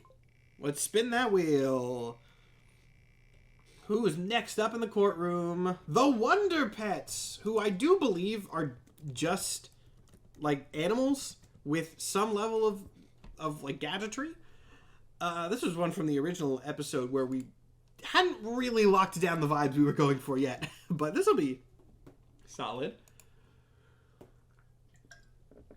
Another case of, like, a size difference being highly likely. We've had a lot of that this episode, where the ending of the fight is just someone kind of gets stepped on or eaten.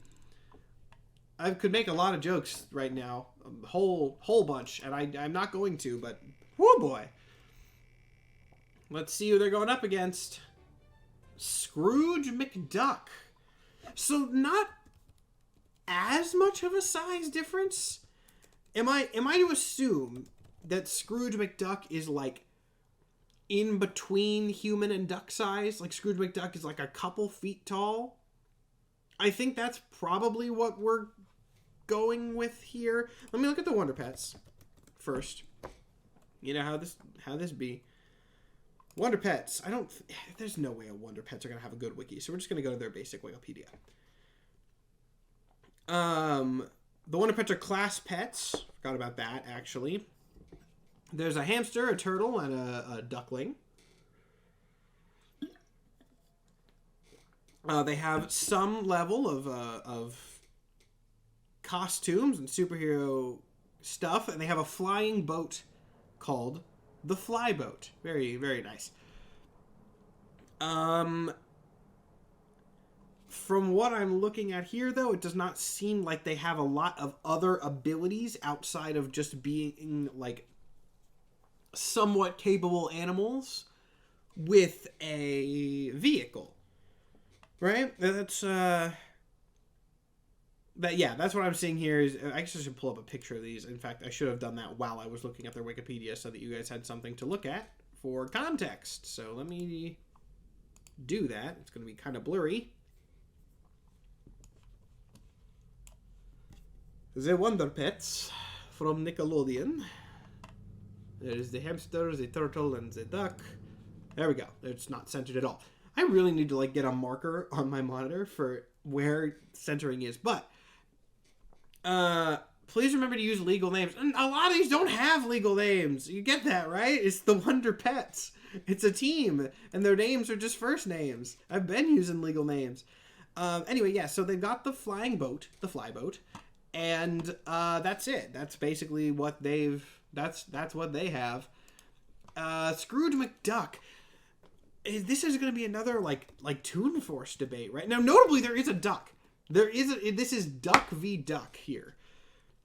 I think Like, does Scrooge McDuck have Toon Force? I really don't know. I feel like that could be a yes, but also could easily be a no.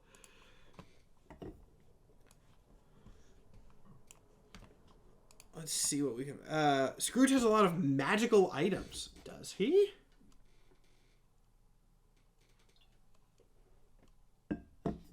Does he have magical items? Where would we find that? Where would we find that record? I'm also noticing that this is the Scrooge McDuck wiki specifically, which is probably not the best source, weirdly. The new DuckTales wiki. Okay, DuckTales wiki. Yeah, I honestly just looked up Scrooge McDuck wiki, because usually that works, but in this case there was literally something called Scrooge McDuck wiki, which obviously came up first and was not what I was looking for. So, DuckTales wiki. Whoops, that's the wrong spacing. There we go. Get rid of that one, and then we will find... I was told new one, so 2017, Scrooge McDuck. One of the 9 protagonists. That's a bunch. Power, skills, and abilities. Immortality. This is long lifespan immortality, though, so cannot be killed. He's a master combatant. He's a swordsman. With his raw strength, he was able to defeat a rock giant. Dear Lord. He has a sword cane. Or he uses his cane as a sword. He's also a genius. Not seeing a list of his items. David Tennant. David Tennant voices Scrooge McDuck? What? That's amazing. I did not know that. Man, I love David Tennant. David Tennant just seems like he's having so much fun in everything that he does. Okay, so... yeah, I'm not seeing a list, but... I mean, if he can fight a giant, if he can fight a rock giant... You dig the 2017 DuckTales show? I probably would. David Tennant also supports trans rights, which makes me even cooler. Yeah, David Tennant rules. David Tennant rules. Look up the DuckTales voice cast. It's incredible. Okay, hold on. That's enough of a rabbit hole. I actually think I have heard... I think the McElroys did a bit about it a while ago, where they're like, this is such a wild cast, but I don't remember what it is specifically. So, okay, I'm already loving this. Let's go to the IMDb. And then, the fight has been called at this point. Scrooge McDuck is going to win, but we'll do this rabbit hole first. David Tennant, hell yeah. Ben Schwartz, cool. Oh my god, Abed from Community. Danny Pudi? I actually don't know how the last name is pronounced. I'm assuming it's Pudi. But he rules. Bobby Moynihan, Beck Bennett I've heard of. Don't know. I feel like I recognize her face, but not her name. That's a bunch of bigger names. Kari Walgren I've heard of. Lin-Manuel Miranda. That's amazing. David Tennant, Danny, Bobby, Beck. That rules. Alright, maybe I'll have to watch this show. Anyway, court rules in favor of McDuck. There were ducks on both sides, so a duck was going to win either way. But these Wonder Pets are getting stomped on, probably. David voiced Scrooge. I just said that. I said that 5 seconds ago. That was what started this whole voice cast question. Battle 9. We're at almost 2 hours, so we've done 10 for the past few. Oh wait, no. No, yeah, 10, 12. So we'll probably get at least to 12. Let's see. I mean, we're going to have a lot of refreshing to do next episode. David Tennant is Scottish. It shouldn't be that shocking. Okay, first off, Pizza Steve. That's something. First off, what? It is shocking. What? David Tennant being Scottish does not equate to him voicing Scrooge McDuck. What do you mean? It shouldn't be shocking because he's Scottish. What do you mean? Why hasn't Mickey Mouse been taken off the wheel? Has he not? He should have been. You're totally right. I'll delete him now. Let me put in Pizza Steve, and then I saw, anything specific, any specific area from that shelf showcase? I saw someone put in one. Do you want a specific type of thing or like franchise of thing? Answer me that as I roll for the other combatant, and then I'll do that. Odd Todd. Now someone was very insistent about putting this character on the wheel, and I had no idea who this is. And I looked it up a little bit later, and I don't know how interesting it's going to be. But Pizza Steve is weird. It doesn't matter, you just pick a random item. You were not the one that redeemed it, bud. Why are you saying just pick a random item? It wasn't yours. What? Okay, well, it's Fancy Crash that redeemed it. So what was Fancy pick an item. Just pick anything? Alright, cool. I don't really have anything new. I haven't been to the store in a bit. I could show off my horrible drink that I poisoned myself with. I actually don't feel great after that. Hold on, let me go to my big cam here. Odd Todd is peak. I have no idea who Odd Todd is. I don't either. This is within arm's reach, so I didn't need to stand up for it, but this is the slime that I used as a visual aid on my TikTok live. Look at him. Look at his little antenna? I don't really know what this is supposed to be. Look at him. Look at my little electro slime. There he is. There's the guy. Alright, let's see. Odd Todd from Odd Squad. Oh, I know the series. But we're not going to do him first. We're going to look at Pizza Steve. Yes, please stop drinking it. Oh, I stopped drinking it. It's not good. It was a very bad idea. Pizza Steve from Uncle Grandpa. A show that is... Adam Devine playing Uncle Grandpa. Okay, weird voice casting learning today. Show of hands. I'm not actually going to do a poll, but show of hands. Who has heard of Uncle Grandpa? I remember watching this show briefly, and I don't know why, because I don't remember it being particularly good. Like, I remember seeing it, but I think I just watched it because there was, like, nothing else on. And I remember it not being great. I'm 17, so I was younger when it came out. Yeah, when did it come out? Hold on, let me just pick this random episode. This should have a date on it, right? It didn't. Hold on, let's see when the show came out. How old was I when I was absentmindedly watching this? I feel like it's going to be old enough that it's embarrassing. 2013? Oh, no, so I was, like 12. Okay, no, that's fine. That's fine. I thought it was going to be like, I was 15 or 16 and watching Uncle Grandpa. No, if I was 12, who cares? 12 to 13. Anyway, Pizza Steve is a pizza guy, and he's basically just Toon Force, right? I don't know why I allowed Pizza Steve on the wheel. He's a pizza stunt man.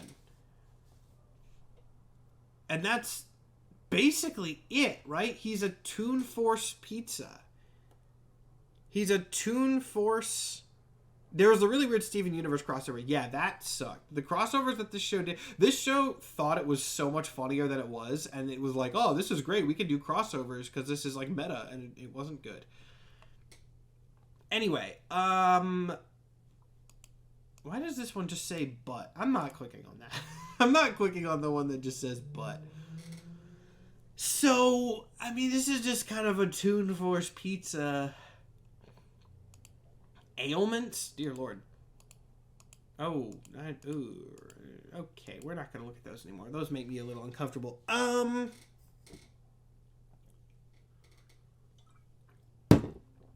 Yeah.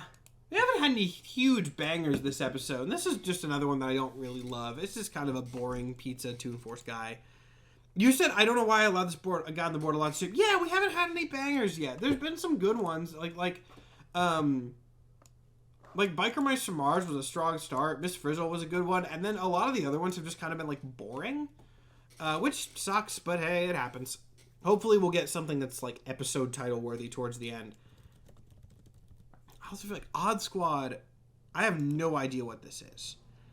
So, we're gonna... Why do I recognize this actor? No, maybe I don't. Okay, never mind. Odd Todd from Odd... First off, what is Odd Squad? I don't even know what Odd Squad is. We're gonna find out first. Look at these children in suits. Okay, well, this isn't helpful. If I click this, there we go. 2014 series. Oh, actually, timing roughly lines up. SCP Foundation, but math programming. Now, that seems like a rabbit hole we could get down here. Yeah, I want to just find, like, a summary of the show. Oh, there's Odd Todd. Odd Todd. Agent turned odd and Olive's ex-partner. He was the most brilliant agent until he was fired, unleashed a Pinado, which that's another page, so we'll check that. And he was a recurring villain.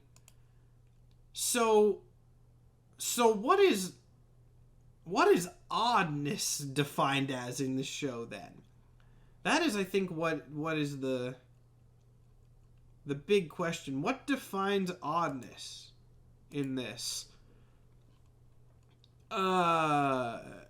Is it like an SCP X-Men kind of thing where people just have powers?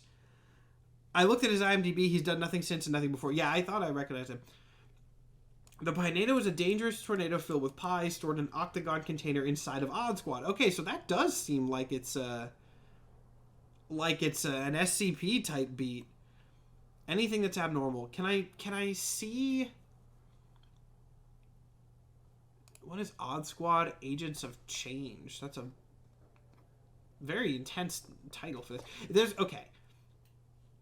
I need to see what... Oh, wait. No, that's a different thing. So he's a villain and he's smart. We need to see what he has at his disposal. I will say,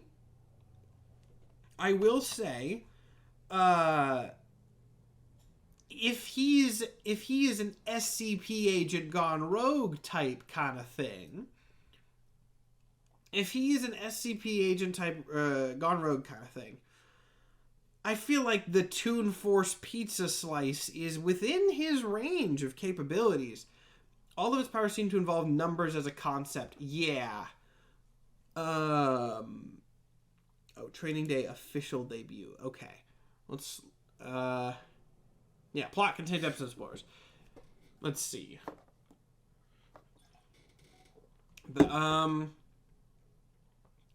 Is Agent, so wait, the number clicks with Olive once again. She turns to find a boy with a white streak in his hair, presumably him.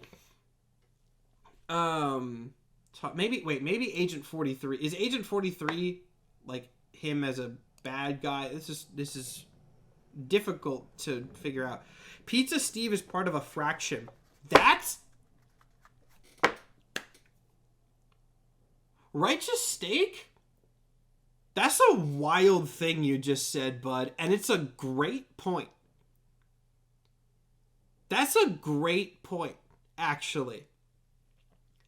It is not that much of a leap in logic to define Pizza Steve as a math-based anomaly. That's a wild point there. That might... Okay, I mean, I'm going to keep digging into this because I'm kind of curious, like, what powers this guy would have. But I think that does determine it. Good job, Righteous Steak. I never would have thought that. Never would have thought this. Okay, Olive and Otto are on a case where a woman has 2 left feet. So Olive zaps her right shoe and it turns into a left shoe so it fits. So I guess she just stays like that. when the agent, there's a plant. Is this another like body horror for kids type thing? What is it with the genre of body horror for kids, man? This is a genre that I'm learning is like way bigger than I expected. Like, and I know the real reason. There's a reason for this. And if this is the thing that I've like been told about Power Rangers and stuff, is one of the reasons that like body horror for kids is so prevalent is because kids shows don't want to show characters dying. They don't want characters to be killed. And so the easiest way that you can like show something bad happening to a person is like bad things happening to them that are not death. Fun fact, actually, Agents of Hades plays on the same concept. Agents of Hades plays on the same concept, but in a more adult sense, because it's about dead people and they can't die again, but things can happen. There's a little teaser for Agents of Hades for you, but I'm not going to go too heavily around that. But yeah, it's just such a weird little genre. But yeah, the idea of like kids shows can't show people dying, and so it just sort of goes into this body horror light is a really interesting pattern. And I would love to see like the societal impacts that has on kids, because it's definitely something. But yeah, that is also what Agents of Hades is, because it's about superheroes in the underworld, and people in the underworld can't die. So why do you need superheroes? Other things. That's all I'm gonna say. October 13th, Friday the 13th. Be there. It's gonna be good. Okay, so we're gonna rule in favor of Odd Todd, because the math-based anomaly thing was a great point. That is one of the most compelling arguments that I've ever seen in this courtroom. So that's gonna be the determinant here. Quote from an old Batman animated series writer: "We had to come with a fate worse than death." Yes, yeah, it's that exact kind of thing. And it's interesting. And I genuinely think if I was, a psychologist or a sociologist or anything, I've taken some classes, but I'm not professional by any means. Like, it would be really interesting to do a study on like how that has affected people, because I'm sure that's a thing. I'm sure there are measurable effects of kids being exposed to so much stuff like that and like this generation, and how that's affected like horror taste in adults. That's a rabbit hole though that I am not qualified to research. So, oh well. If any of you are sociologists, who's texting me? Oh, my father. I will respond to him later. All right, let's roll. Battle 8, 9, 10 already? Wow, I'm way off. We're going to get through a bunch today, unless we get like a wild one that takes up the next hour. Laval. I'm not going to lie. I don't know what this is. I don't remember putting this on the wheel. And Googling it gives me a city in Quebec. So that's probably not it. Does anyone remember what this is? Oh, Legends of Chima. Thank you. Legends of Chima. I do remember that show and those sets. Those were fun. Right. The Lego furry. The king of the Lego furries. Prince of the Lego furries. Sorry. I got so distracted with this, I forgot to actually give him a combatant. Let's see who he's fighting.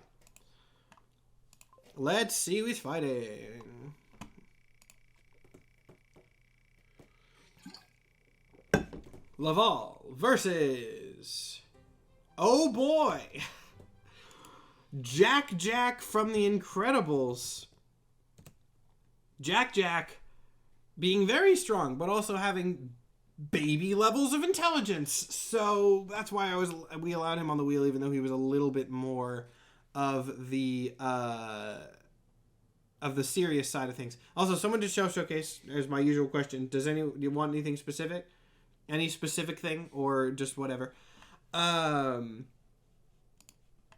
let's get rid of these awful things. I can't believe there's an SCP. I don't know what's more surprising to me. The fact that there is an SCP wiki or SCP show for kids, basically, or the fact that there is or that I didn't know about it. The fact that there's an SCP for kids thing, or the fact that I didn't know about it, I do not know which one of those is more or less surprising. All right. There's Laval. Let's look him up first. And yes, Jack Jack. Okay, look, I have like thoughts on Jack Jack. I have a whole stupid pitch for Incredibles 3 that I think would be really good. But that's out of we'll get there when we get there. Are they Lego size? No. This belongs to that genre of shows that is like this and Ninjago, and I feel like there's one other that I'm forgetting, where it's like basically just fictional shows based on Lego properties. Like, they don't actually have anything to do with Lego. It's just in that Lego art style because it's a Lego property. I guess Bionicle would sort of count. Yeah, that might be what I was thinking of. It's a kid's show, goofy as hell, but I absolutely recommend watching a few episodes of Odd Squad. It's an insane fever dream. I mean, if it's body horror for kids genre, I'm sure it is. Okay, let's see. Laval is a warrior and prince of the Lion tribe. And he's also a speedo racer. Does he have powers? Let's find out. Okay. This Nexo Knights. That's another one, yes. Monkey Kid, I was about to say, Monkey Kid doesn't actually have the style, right? Chima is now sort of maybe back with the new Ninjago. All realms have collapsed into a single one thing. I didn't even know that was a thing. What all collapsed into a single... Hold on. Ninjago did a battle world? Ninjago did a 2015 battle world? Really? Okay, anyway. I just want to point this out. This is funny. I love how the first thing under the statistics section, which never seen statistics just straight up on a wiki before, is best friends. My favorite statistic, best friends. Yes, that's the new show. Wait, what's it called? What's it called, Luna? This is a rabbit hole I want to go down. Anyway, he is a fighter, master of the crushing lion pounce. So what I'm getting here is that he does not have powers, but he is a lion with presumably lion abilities. He also has this like speeder bike thing, and he's a good fighter. Okay, that's pretty straightforward. I forgot who he's fighting. Jack Jack. Oh yeah, Jack Jack. I think it's going to be a tough opponent to beat here. For someone whose supernatural abilities are relatively low. He has a Chi medallion. Well, what does that do? Oh, wait, hold on. Outlands armor, fire armor. Okay, none of that was as interesting as I thought. Oh, here we go. There we go. The power of Chi can be channeled into weapons, equipment, vehicle engines, and more. Can hold orb of Chi, fire, golden... So he has some level of, like, Iron Fist type thing. I'm going to just kind of consider this an Iron Fist thing with maybe a little bit of Green Lantern thrown in. And this image kind of confirms that. It's an Iron Fist, Green Lantern type thing. That is going to help. I believe it's the Super Realm. Okay, hold on. This is something I do want to look at. Ninjago, Super Realm, Merged Realms. Oh, it is just Merged Realms. Man, this is... Okay. The realms of creation are a variety of worlds located... Hold on. Why am I... You guys should get a visual aid. The realm crystal, there were 16 realms apart from Ninjago. Now they've merged into one called the Merged Realm. Yeah, this is just Battle World. They just ripped Battle Worlds from Secret Wars. Confirmed realms. The Underworld, the Kingdom of Okay, hold on. We're looking at all these. Screw it. The Kingdom of Madness. The Craglings. Oh, this is where Garmadon's from, I guess. This is where Garmadon's from, so that's normal Ninjago. Cloud Kingdom. That seems to just be a Ninjago thing as well. Chima is apparently connected. Interesting. Jinjago, which is clearly a Ninjago bit. The Departed Realm. So this actually doesn't seem like it's as much of a multiverse thing. It's just they brought Chima into it, right? It kind of seems like it's mostly just Ninjago, but they also put in Chima. So this is... Okay. So this is less of a... This is less of a crossover. No, less of a Battle World and more just a Chima and Ninjago crossover. Okay. Yeah, because these are nothing. The administration is one of the realms. Okay. Yeah. All right. So this is not actually a Battle World, as much as I thought it was going to be, which is good. I think it would be kind of stupid if it was a Battle World. My computer is not plugged in. I don't know how I just now realized it wasn't plugged in. I'm still in the D and Dorks Patreon, but I can't see the Discord. Well, that's okay? Hold on. Let me troubleshoot that really quick. Because I did change the D and Dorks Discord. Are you sure this is a stupid question. Are you sure that your Patreon is still linked? Are you sure? Actually, what's your Discord username, Agent Blizzard? Is it Agent Blizzard? If you tell me your Discord username, and I'll see if I can troubleshoot that. Just so everybody knows, if you're in the D and Dorks Patreon Discord, I have updated it. So now you only have Discord access if you're still actively in the Patreon, because we had a thing for a bit, mistakenly, where if you were in the Discord or if you got access to it, you could just get access permanently, and there's like a free trial, so anyone could theoretically have gotten in. We've changed that because that was not something that should have happened. Oh, professional internet lurker. Oh, okay, that's let me see here. Sorry, this will be a quick troubleshoot, I promise. Yeah, are you sure that your Patreon is still linked properly? Because it has you don't have the Patreon role. Are you sure your Patreon is A, still active, and B, still linked to your Discord? I would check that. If it is not, I would leave the Discord and come back and see if that fixes it. Leave the Discord and come back through the Patreon link and see if that fixes it. Because that's basically it. If that doesn't work, send me a picture of like proof that you're still in the Patreon, and I will give you the Patreon role manually. But yeah, that's how we'll handle that. So, who are we fighting? I forgot. Jack from Incredibles. A very interesting character here. A lot of abilities, theoretically infinite abilities.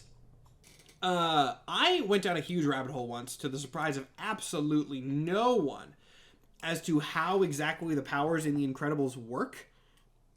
And I do believe that they are genetic. It is an X-Men mutants type situation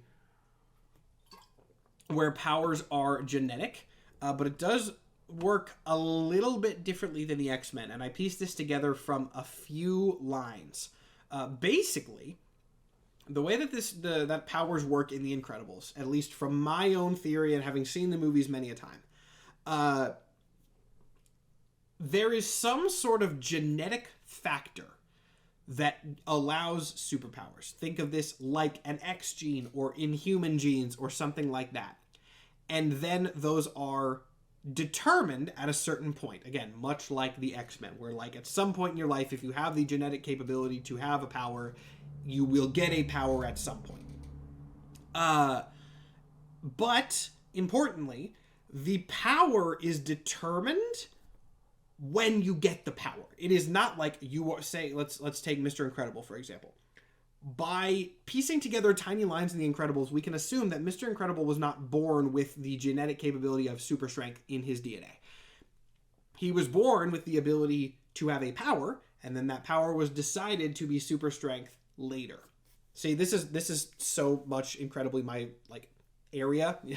Everyone should have expected a long sort of technical canon rant about Incredibles when we got there, but I think people are interested enough in that. So the way that I know this is because Edna in Incredibles 2 says that it is not unknown for superhumans to have just hold on. Sorry, one of my friends just texted me and said, quote, "Just had my third sighting tonight." And I don't know if there's a prior message to that. And he lives in the same building as me. So I want to make sure that's not something that I need to address. We're just going to shut down the TikTok live at this point. Hold on. Sorry. I want to address that really quick. Thank you for watching the TikTok live. Let me make sure this isn't something I need to deal with. Have you ever seen the wheelman who roams the parking garage? What? What is the wheel? My friend just texted me the wheelman who roams the parking garage, and he capitalized the wheelman.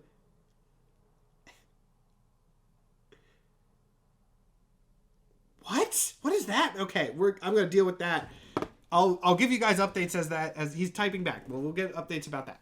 Anyway, in Incredibles 2, Edna says that it is not unheard of for babies who have superhuman potential to have multiple powers, and then they like settle into one when they get older. That's what confirms that the powers are not determined at birth, or I guess at genetic conception. My theory, though this is never explained or officially canon, my theory is that the reason Jack Jack has so many powers is because he was exposed to a wide variety of superpowers, literally just from birth. So, like, every single member of his family has powers, and even though they technically aren't supposed to use their powers, they all do. It's a very normal thing in the first movie that they just use their powers casually. Like, Mr. Incredible lifts the couch to clean under it. Jack Jack uses super speed to play pranks on his teachers. They all use their powers all the time. And so Jack Jack's impressionable baby mind was conditioned to be very used to this idea of multiple powers, and therefore, as he has grown and as he has been encouraged to use multiple powers, he has not settled into one, and that is why he has so many powers. Oh, it's a guy on one of those one-wheel things. He said he has one of these. I see him zooming around the parking garage with a helmet on. He's like a cryptid, I think. I've never seen this man in my life.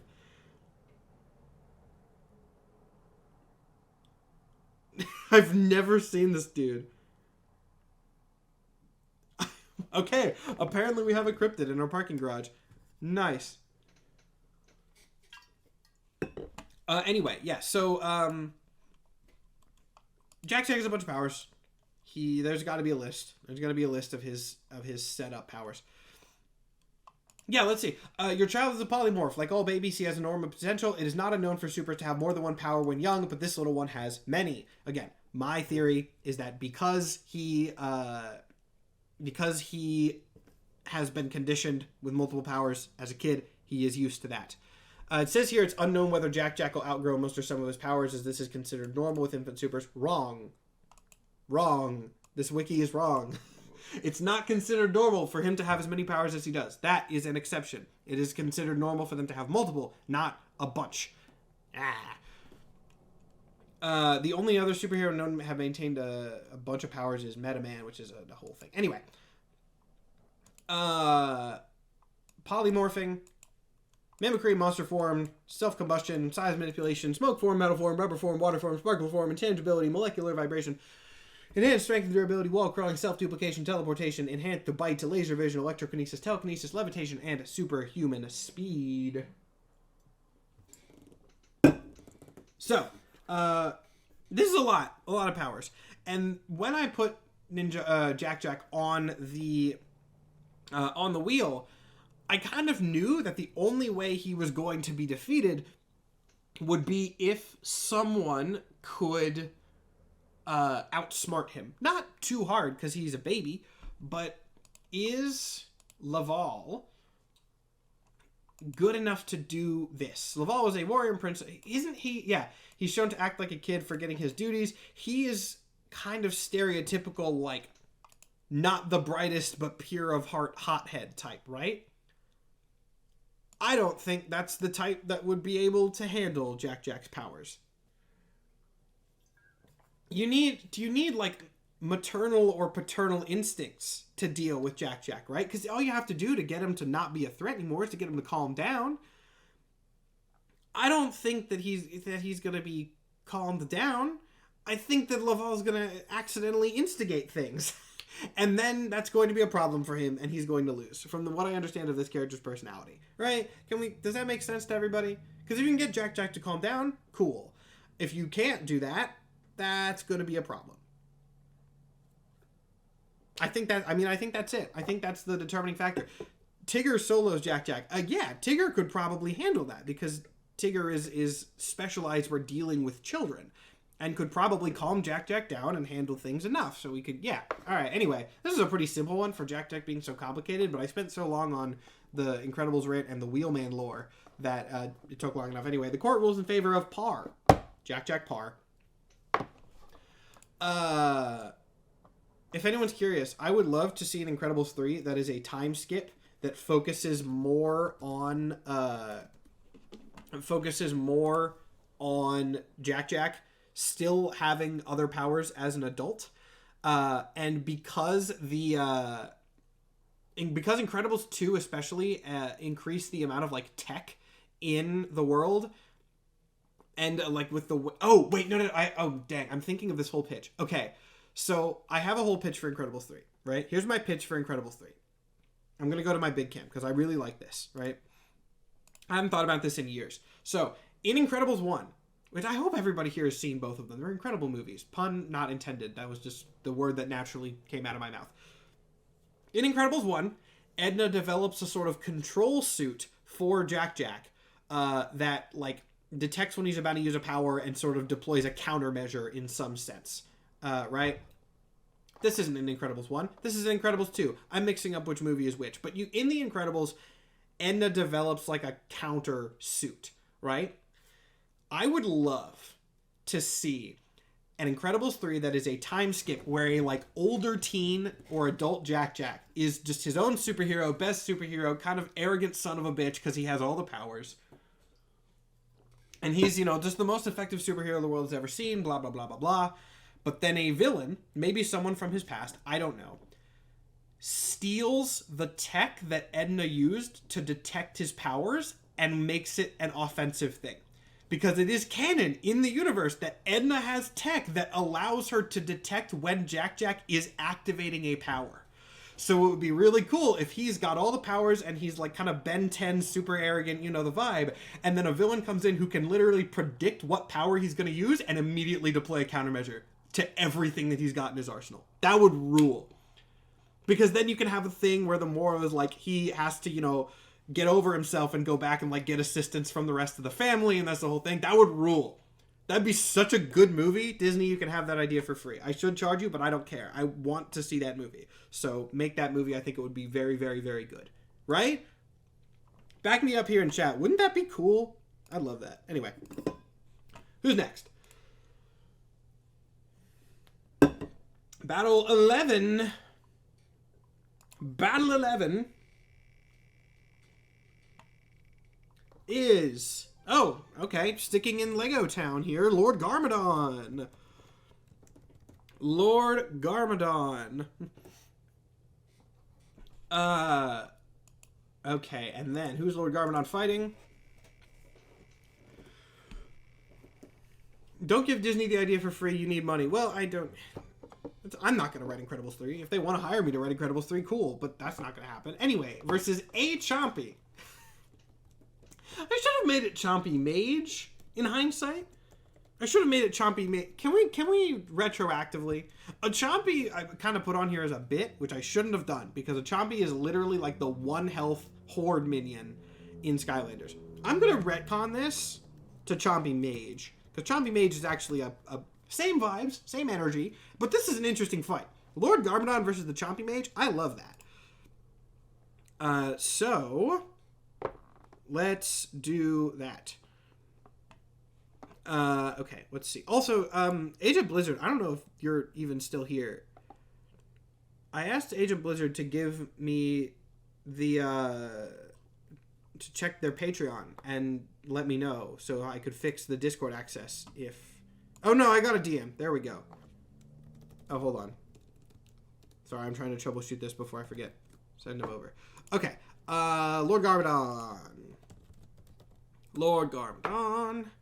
Ninjago Wiki. This is probably going to be a pretty thorough wiki, right? I do think this is probably going to be one, from what I understand of Ninjago, where we're going to have to think about era, right?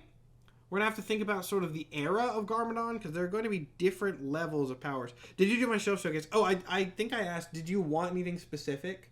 If not, I will just grab something. I don't have anything new or interesting, but I'll grab something regardless. I've not been... I know.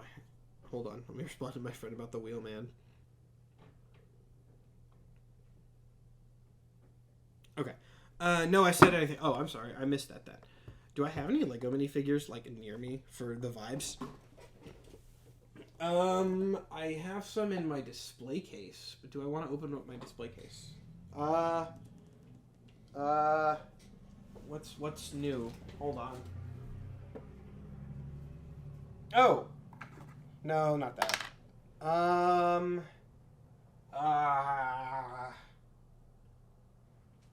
Jeff. Marvel Legends Jeff. No one's gonna complain about that.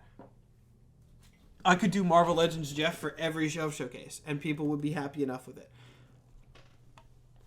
Okay, so Lord Garbodon is the Master of Destruction, as well as the ninja's arch enemy turned ally. Turned ally?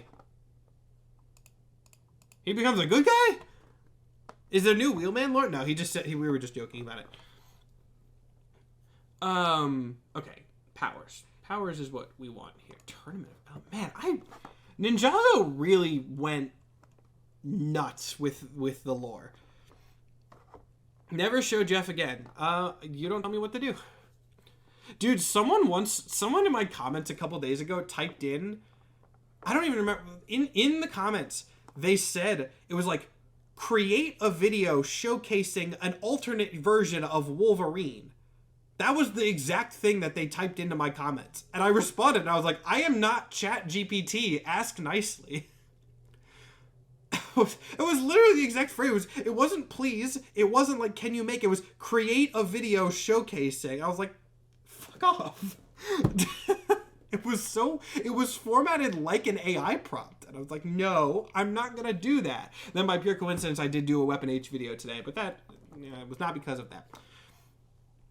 I sent the screenshot. Yeah, I will look at that in a bit. I'm doing that that's secondary to me setting this up.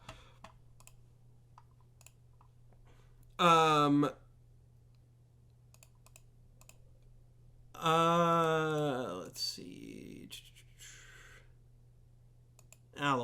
Wait, hold on. My membership. Okay, I'll allow it. Why not? I'm not going to be too picky. Let me slap your new roll on before I forget. Agent Blizzard. Sorry, I will forget because I have other stuff to do tonight. Okay, you should be able to see stuff again. Okay, so abilities. Spinjitzu. Does Spinjitzu even is Spinjitzu even the thing anymore? Is Spinjitzu even the thing that they do, or do they not spin and just do ninja fighting? Like what happens? Anyway, he's got the ability to perform Spinjitzu. He has destruction power. He can control the elemental essence of destruction. That's neat. Purple destruction energy. He can shapeshift because he's part Oni. Insert stupid Arataki Ito joke.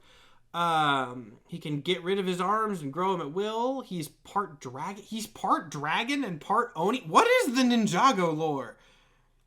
Dear Lord. He can summon shadows and weapons. I remember the golden weapons. Because that was when Ninjago was still down to earth. Though I don't think he has these normally. Spinjitzu stopped being a thing a while ago, and now each season has different gimmicks. Okay, cool. So does he still have destruction power? I guess, because it says he becomes an ally. Does he stay an ally even with... Or no, does he keep the destruction power even when he's an ally? The last Ninjago thing I saw was the, different canon movie. I think that's a different canon. So, I guess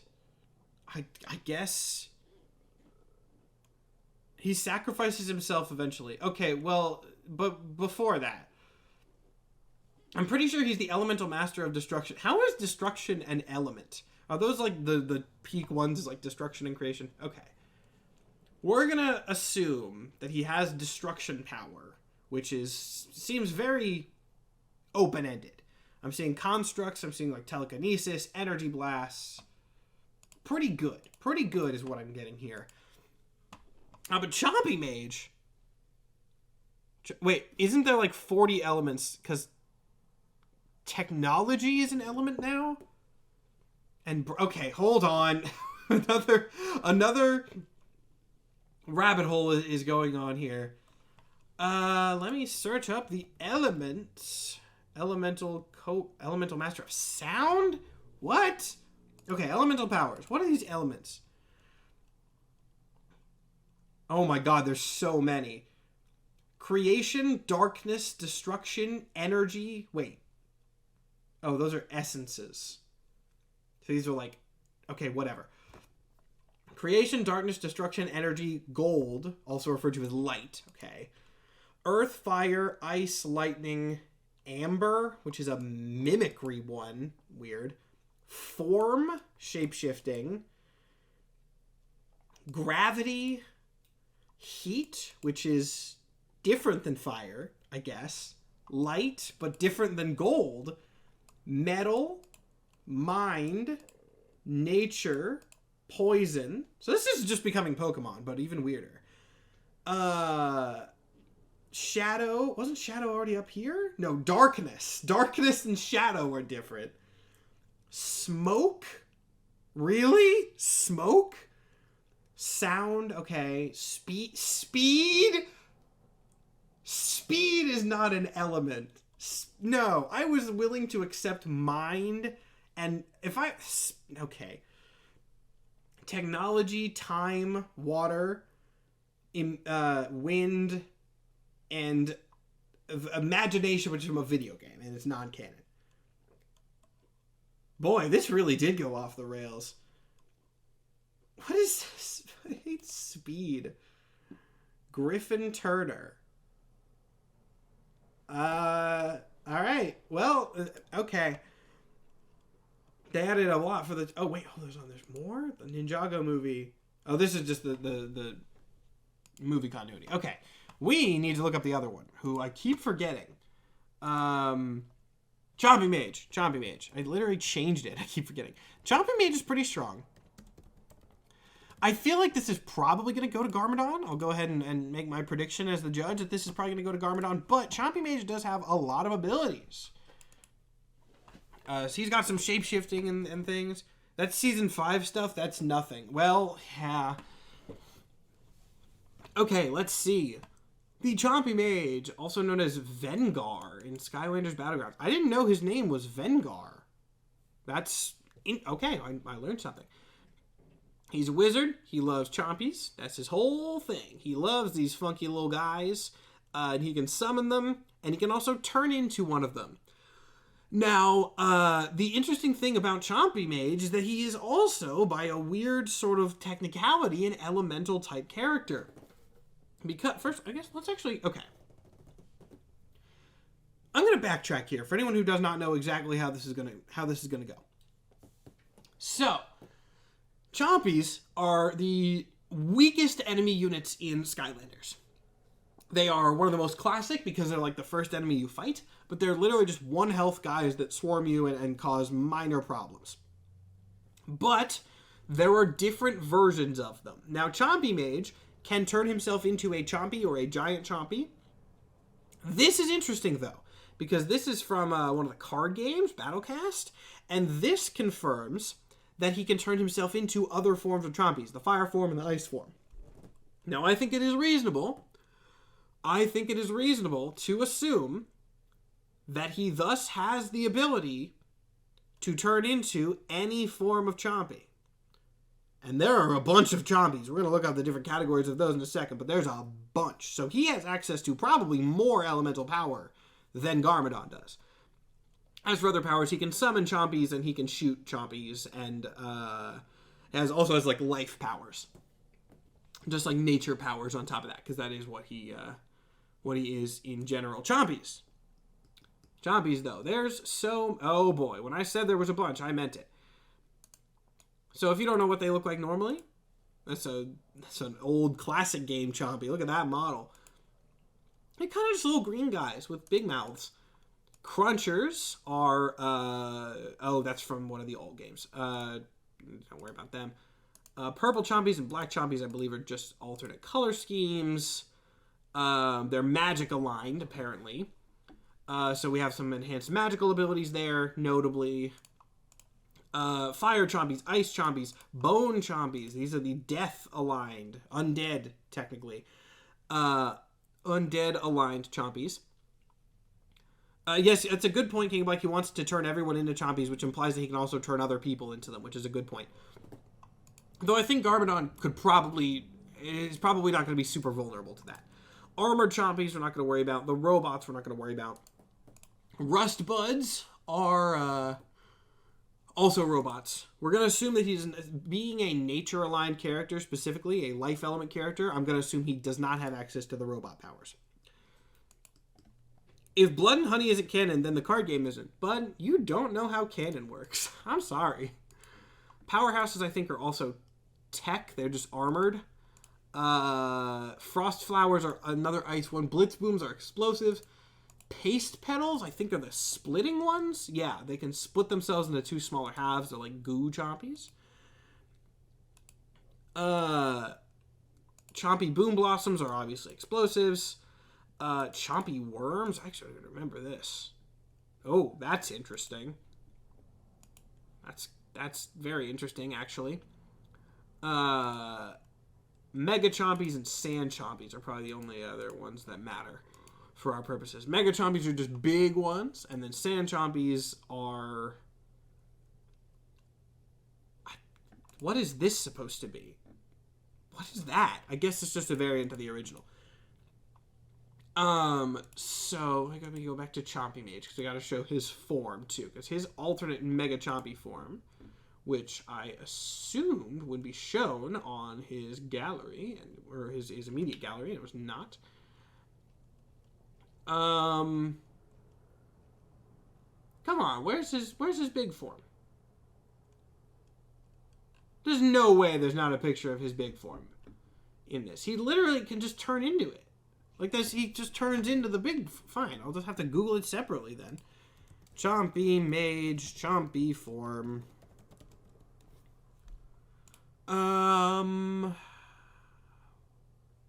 Wow, Google doesn't even really have that many great images of it either. That's kind of disappointing. But this is roughly what we're talking about here. Spyro for scale. So, pretty big. Pretty big. So what we're dealing with here is a guy who can summon a bunch of minions and shapeshift into big monsters of various elemental types. This is a fight. This is a fight. This is one of the most balanced fights that we have seen on this episode, because this episode has been a lot of really one-sided or uninteresting ones. The one thing that I do wonder is, does the life element from Skylanders do anything against Garmadon's destruction power, right? Because I know Garmadon used to have, like, undead things. I redeemed a shelf showcase, and I would like to see Jeff again despite that one guy. Sure. Here's Jeff again. His proportions are a little weird in this figure, but, you know, it's okay. He's doing his best. Yeah, we haven't even had any characters that cause psychic damage yet. Yeah, this episode has been remarkably normal.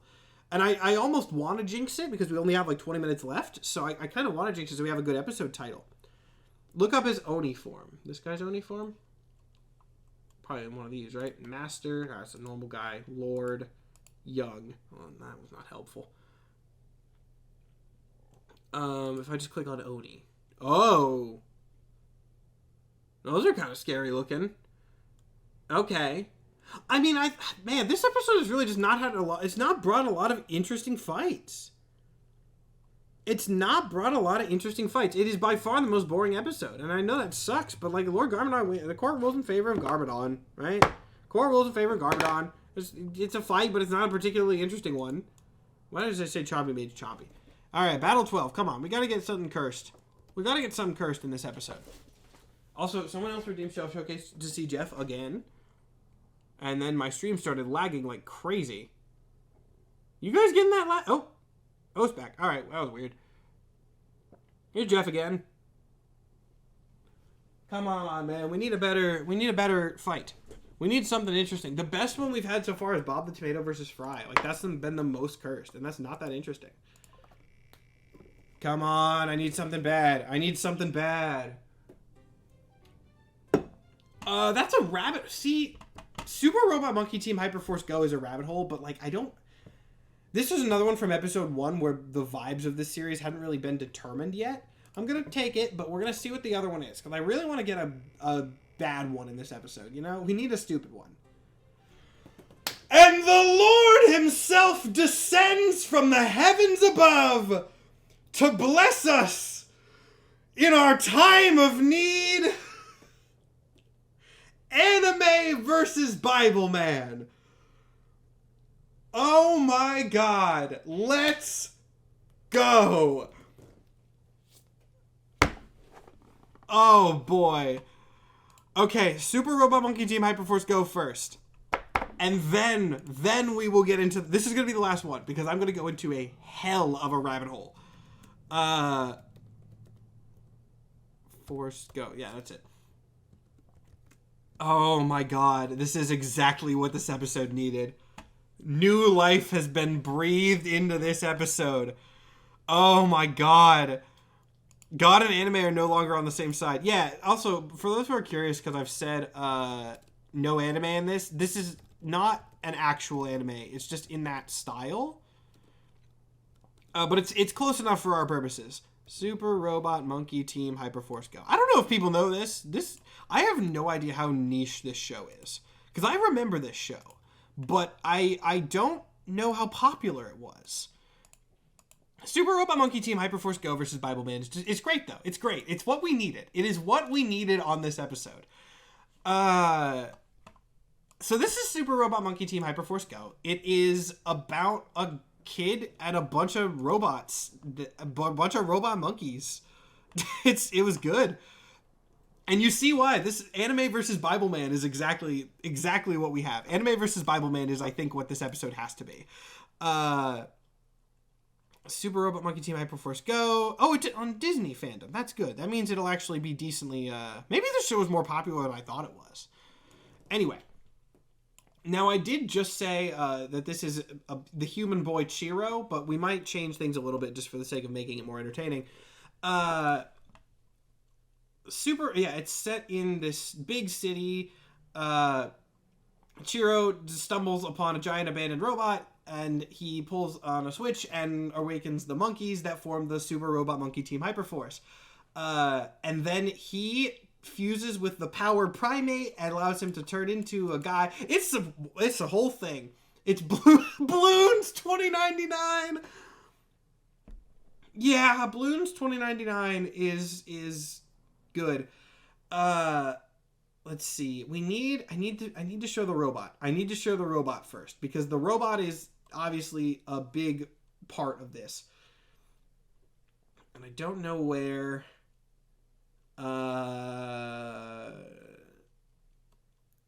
This is a very thorough wiki page, which is good. I might have to pull this up separately. All right, I gotta type in the whole thing again. So one thing that's really funny about Super Robot Monkey Team Hyperforce Go is that the monkeys look neat, right? Like they're like Power Ranger robot monkeys. They all have different designs. They kind of remind me of like Bionicles a little bit. They got different weapons in their hands, and that's cool and good. And their robot looks like this. Their robot, so boring compared to everything else from the rest of the show. But the show was good. I have very fond memories of the show. Imagine if the Power Rangers had a Zord that looked like this. That's what we're working with here. Since Chiro does have powers, we're gonna use Chiro specifically, because it was not the whole team. The whole team is a lot. It is Chiro specifically. Let's see, where is his powers? So he has the powers of the power primate or whatever. Yeah, power of the power primate. His life was forever changed by the mysterious power primate, a force of power that takes the form of a massive gorilla made of green energy that now resides inside of Chiro after awakening it along with the robot monkeys. He has enhanced strength, stamina, agility, durability, reflexes, and also has energy attacks. He has like a thunder punch and a lightning kick. This is really just like Jesus versus like Sun Wukong. This is gonna be great. Yeah, this is one of the closest things to a mirror match, and I love this. So yeah, he has enhanced physicality and lightning attacks is what we're dealing with here. Enhanced physicality and lightning attacks. Once he did a psychic mind scream. Notable. All right. Now this is great. But I want to talk about Bibleman. So I watched Bibleman as a kid so much. This is probably, here's the thing that I hate. I feel like Bibleman is maybe where I got some of my taste in like color schemes from. If you don't know who Bibleman is, you're about to learn. You're about to learn way more than you ever wanted to. So this is Bibleman. Show of hands. Who knows? Who's familiar? Who's familiar with our good friend? Shoot, what's his real name? Miles something. Miles Peterson. Who's familiar with our good friend Miles Peterson? Can I play the theme song? I really want to play the theme song. Do we think who owns the copyright to Bibleman? Hold on. Who owns the copyright to Bibleman? Pamplin Entertainment, B&H Kids. It's not like awkwardly under. It hasn't been like folded into Warner Brothers or anything like that, right? That's what I need to determine. P23 Entertainment Inc. What is P23 Entertainment Inc? I want to play the theme song so badly. Family friendly, faith based. They're not going to copyright strike me. I don't care. I'm playing the theme song. There is no way that P23 Entertainment is going to copyright strike me. Bibleman intro. We're playing this. We are playing the Bibleman intro. Now, I will say, you're going to have to give me a second here because this is... Oh, my music stopped a while ago and I didn't notice. We're going to have to do this the stupid way for audio. So it's going to be kind of garbled because I don't want to have to change my whole setup. So we're literally just going to play the audio through my speakers and it'll come through my mic. So the audio is not going to be great and it might be a little delayed, but it's going to be good enough for our purposes. Okay, so this is the intro to Bibleman. Let me make sure it's nice and centered on your screen so you get to see the whole thing. It's not going to be perfect, but it's going to be good enough. Get that right here. So, turn the volume up so that it is audible. All right, let's do this.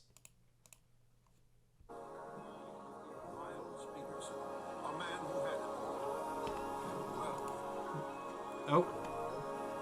What? Wait, what's happening? What's happening? Why is it still going? Why is it still... Oh. Why is it still playing? Why is it still playing? Why is it still playing? Where is it playing from? Oh, it's... Okay. What the heck just happened?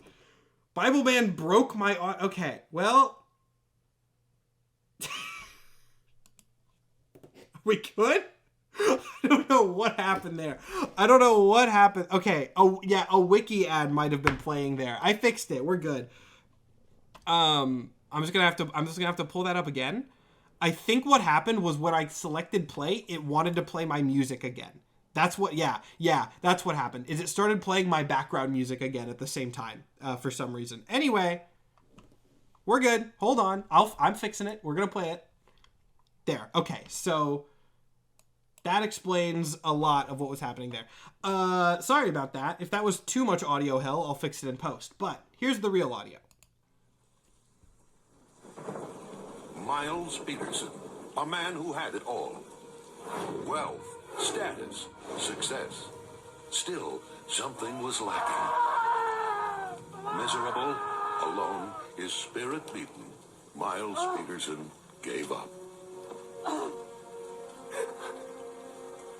And yes, it is this blurry. In his darkest hour, the words of a single book began to change his life. Bible. And at last, Miles Peterson felt the burning desire to know God. Inspired by the Word of God and equipped with unyielding faith, Miles pledged to fight evil in the name of God. And Bibleman. Put on the full armor of God. Full armor sequence. Waist belt of truth.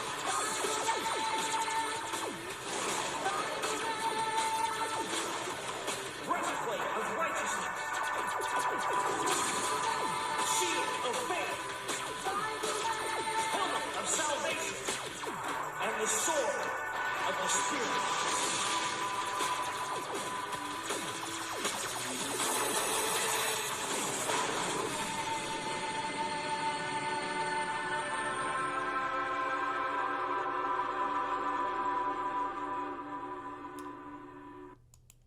Whoop. There we go. Don't need to play it again. So, does knowing that this was one of my favorite shows as a child answer a lot of questions about me as a person? Because I think it probably should. I think it probably should answer a lot of questions about just how I've ended up in the place that I'm at today. It raises more? No, I think it answers. Yeah, I had the soundtrack to this on CD.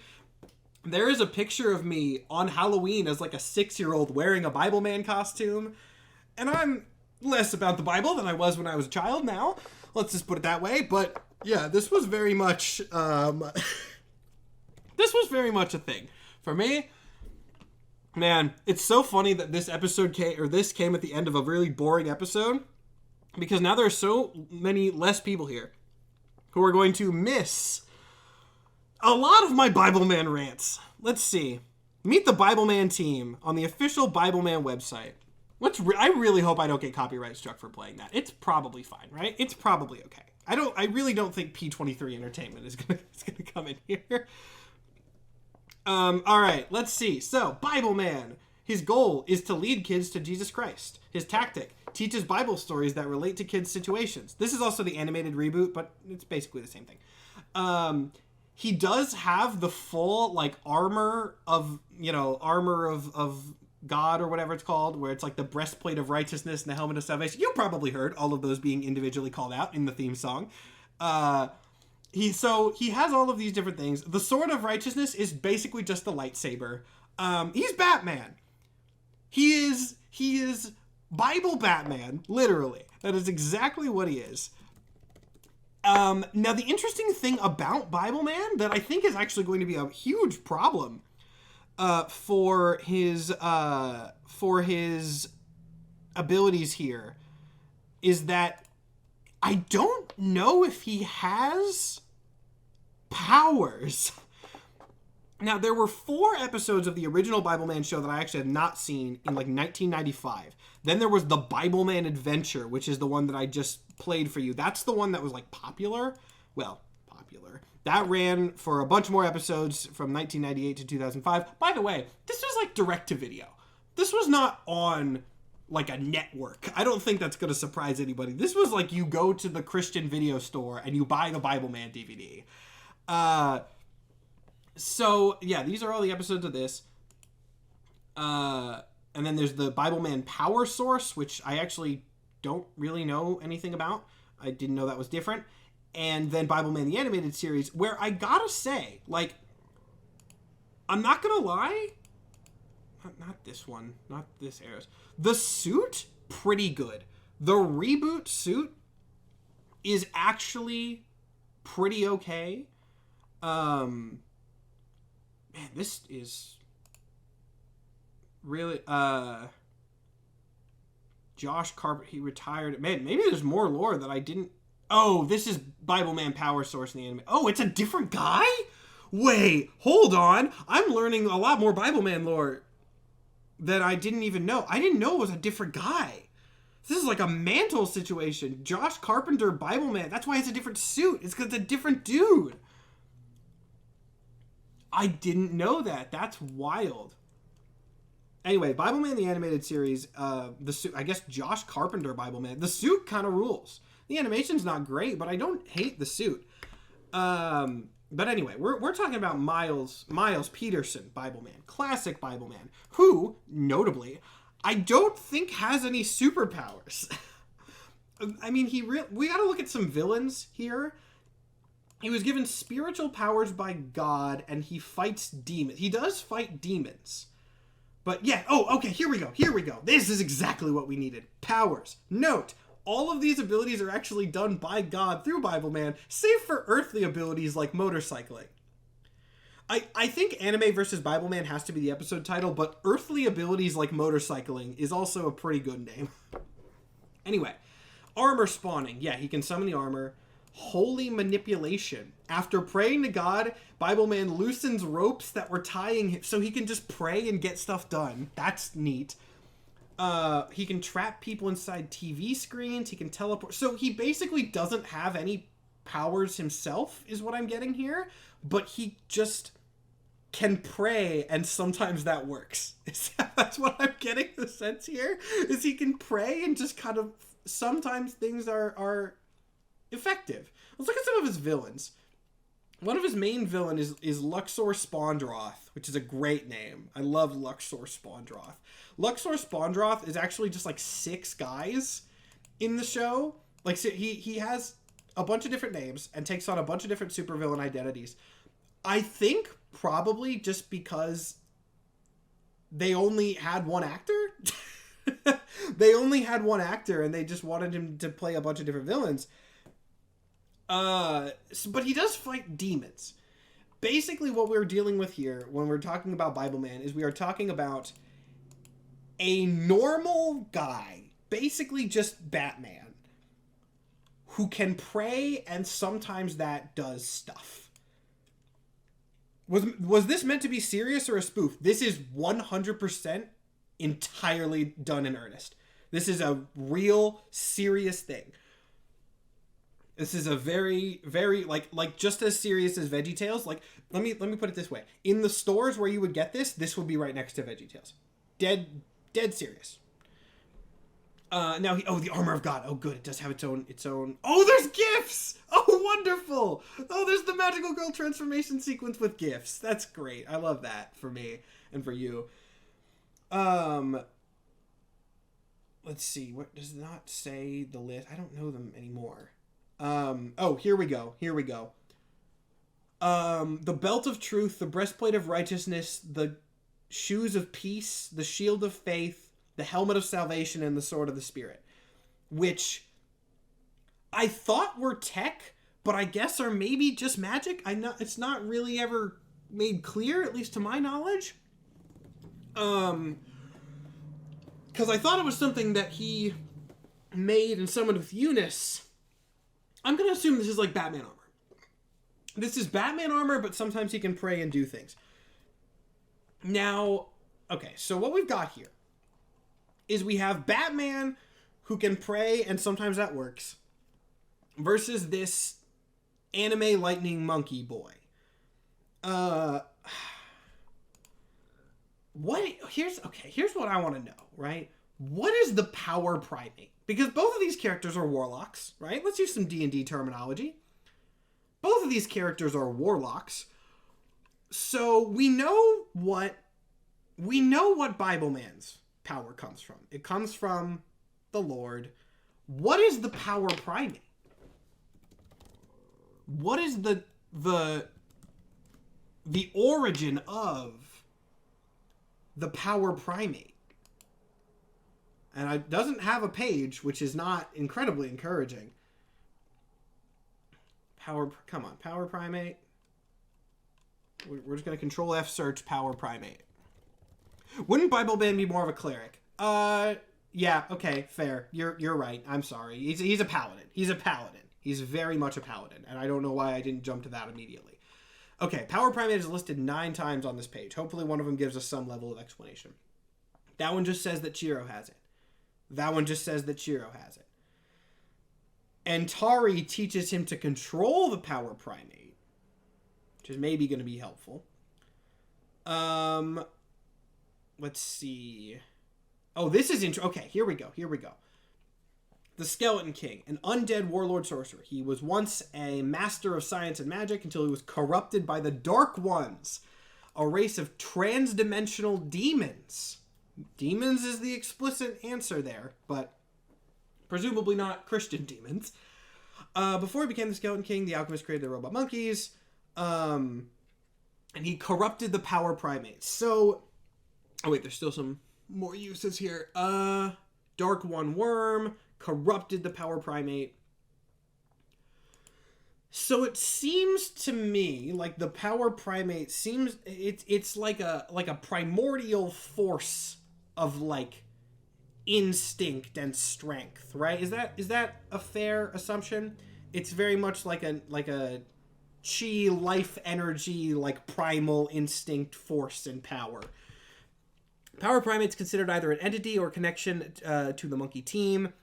It's often used to provide answers to them beyond logical comprehension. Okay, so let's look at Antari, because Antari seems to know how to do this, right?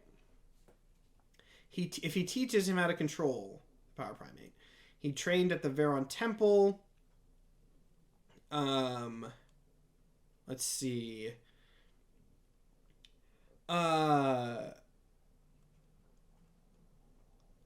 Man, this is tough. This is tough. I wish there was more info. Kevin Michael Richardson. I feel like I've heard that name. He's probably played something else that I should know. Oh, Blubs in Gravity Falls. Yep, that's it. Okay. So I wish we had a little bit more information about the power primate, right? I feel like that would be very important to know. But maybe we can assume if the Dark Ones are alternate dimension, it's some sort of alternate dimension force. It's some sort of alternate dimensional force. So is this alternate dimension instinct force stronger than the Christian God? Oh, this is exactly what this episode needed. Oh, the Sword of the Spirit's a whole thing. It's a lightsaber.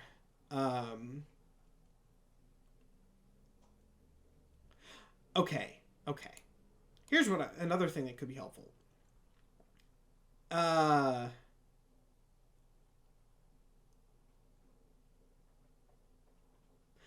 I somehow missed this one when we were looking at this list earlier.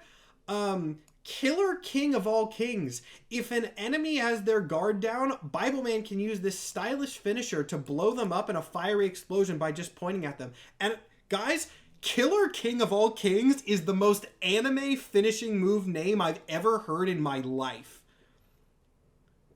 Killer King of all kings. That's some JoJo's level. That's some JoJo's level nonsense right there. Oh, and there's another. Okay, hold on. Archie has found another article about the power primate. It's a ghostly, glowing green gorilla. It's something about the animal inside. Okay. However, I've noticed something else here. That's the new title. I am considering Killer King of all kings being the title now. That's pretty good. There's something else that I wanted to note here. There's two important things that I think on this list are going to give Bibleman the win. And then we'll end this episode. 1, Bible vision. Bible vision. Bibleman is able to see spiritual forces and beings that are invisible to most other people. He is going to be able to detect the power primate. He is going to be able to detect the power primate, right? That's definitely something that we can deal with there. He can detect it. And I've also noticed this. Holy Barrier, after refusing to kill El Furioso in anger, God protected Bibleman with a force field that dissolves anyone who touches it. That's pretty good, I think. Yeah, all right. My childhood hero is making a wild return to the spotlight here, because I do believe that in the final case of the night, Chiro versus Peterson, the court does rule in favor of Peterson, with a little asterisk of Peterson only wins if he does have direct assistance from the Lord. So, I mean, maybe if we want to assume that this is a 1v1, no outside forces. Actually, wait. Hold on. We're reopening the case. It has been stated in this show before that no outside forces are allowed to provide assistance. The power primate explicitly rests within Chiro. That's a very well stated thing, is that Chiro has the power primate inside of himself. Whereas Bibleman is invoking an external force. Do we allow Bibleman, because he can still have his tech, right? He still has his tech. He still has the armor and the sword and all that. But are we going to allow Bibleman to invoke such a powerful external source? Oh, wait, you're right. Biblical canon does say the Holy Spirit resides within Christian. No, you're right. I haven't read my Bible in a while. You are right. That it is pretty explicit within the Bible that the Holy Spirit resolves inside people. Okay. All right. You know what? Then the decision is upheld. We appealed it to a higher court, and the court has upheld the decision of Peterson. Bibleman is off the wheel. It took 6 episodes. I added him in episode 1. It took to the end of episode 6 for us to roll Bibleman, and he swooped in like a purple and yellow flash to save us from the most boring episode in the series. And with that, with Miles Peterson's victory, that is going to be the end of episode 6 of Very Serious Battles. Let me go over my announcements real quick. Most of the viewers left, which is fair, because this was not an interesting episode for 80% of it. But let me go over announcements really quick. There's not a lot. Number 1, I made a Patreon. I'm not going to say more than that because you probably already know. But if you want to go check out my Patreon, it would support me a lot. So please check it out. Secondly, the VODs channel on YouTube has been improved greatly. There's thumbnails now, and I've made the titles consistent. It just looks a lot better than the shitty Twitch screenshots that were filling the page beforehand. So it looks a lot nicer, which is good. If you're curious where last week's episode of Very Serious Battles is, I could not upload it in time because I tried to upload it last night into today, and it got copyright struck because of the Frybo clip that I showed. So I had to re-edit it, and I didn't have time to upload it before my stream started. So I will upload that tonight or tomorrow, and then I'll get this one up, and we'll be back in a good enough thing. You should make a thinly veiled Bibleman analog and agents. Who says that the analogs to this sort of thing and agents are going to be thinly veiled? There's themes in agents that aren't subtle. That's all I'm going to say.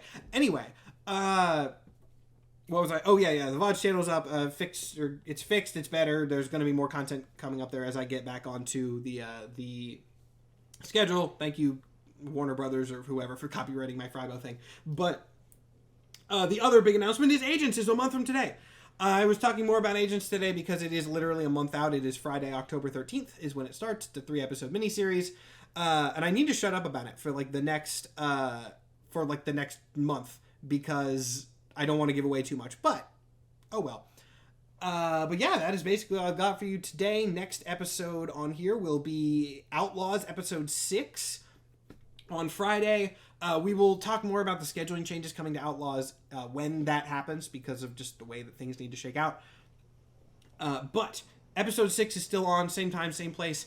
And then the next episode of Canon Clash is presumably this Saturday. I might need to skip a week because there have been snags in getting guests. I need to see if I can grab somebody last minute. But presumably I've been able to before, so we'll see if I can get somebody. We may take a break week off Canon Clash, in which case I'll figure something else out. But regardless, I believe that is basically everything I've got. So thank you all for watching. I hope you enjoyed. I bet you're glad you're stuck around to the end, to the best battle of the episode. So everyone, have a good rest of your night, and I will see you on Friday for the new episode of Outlaws.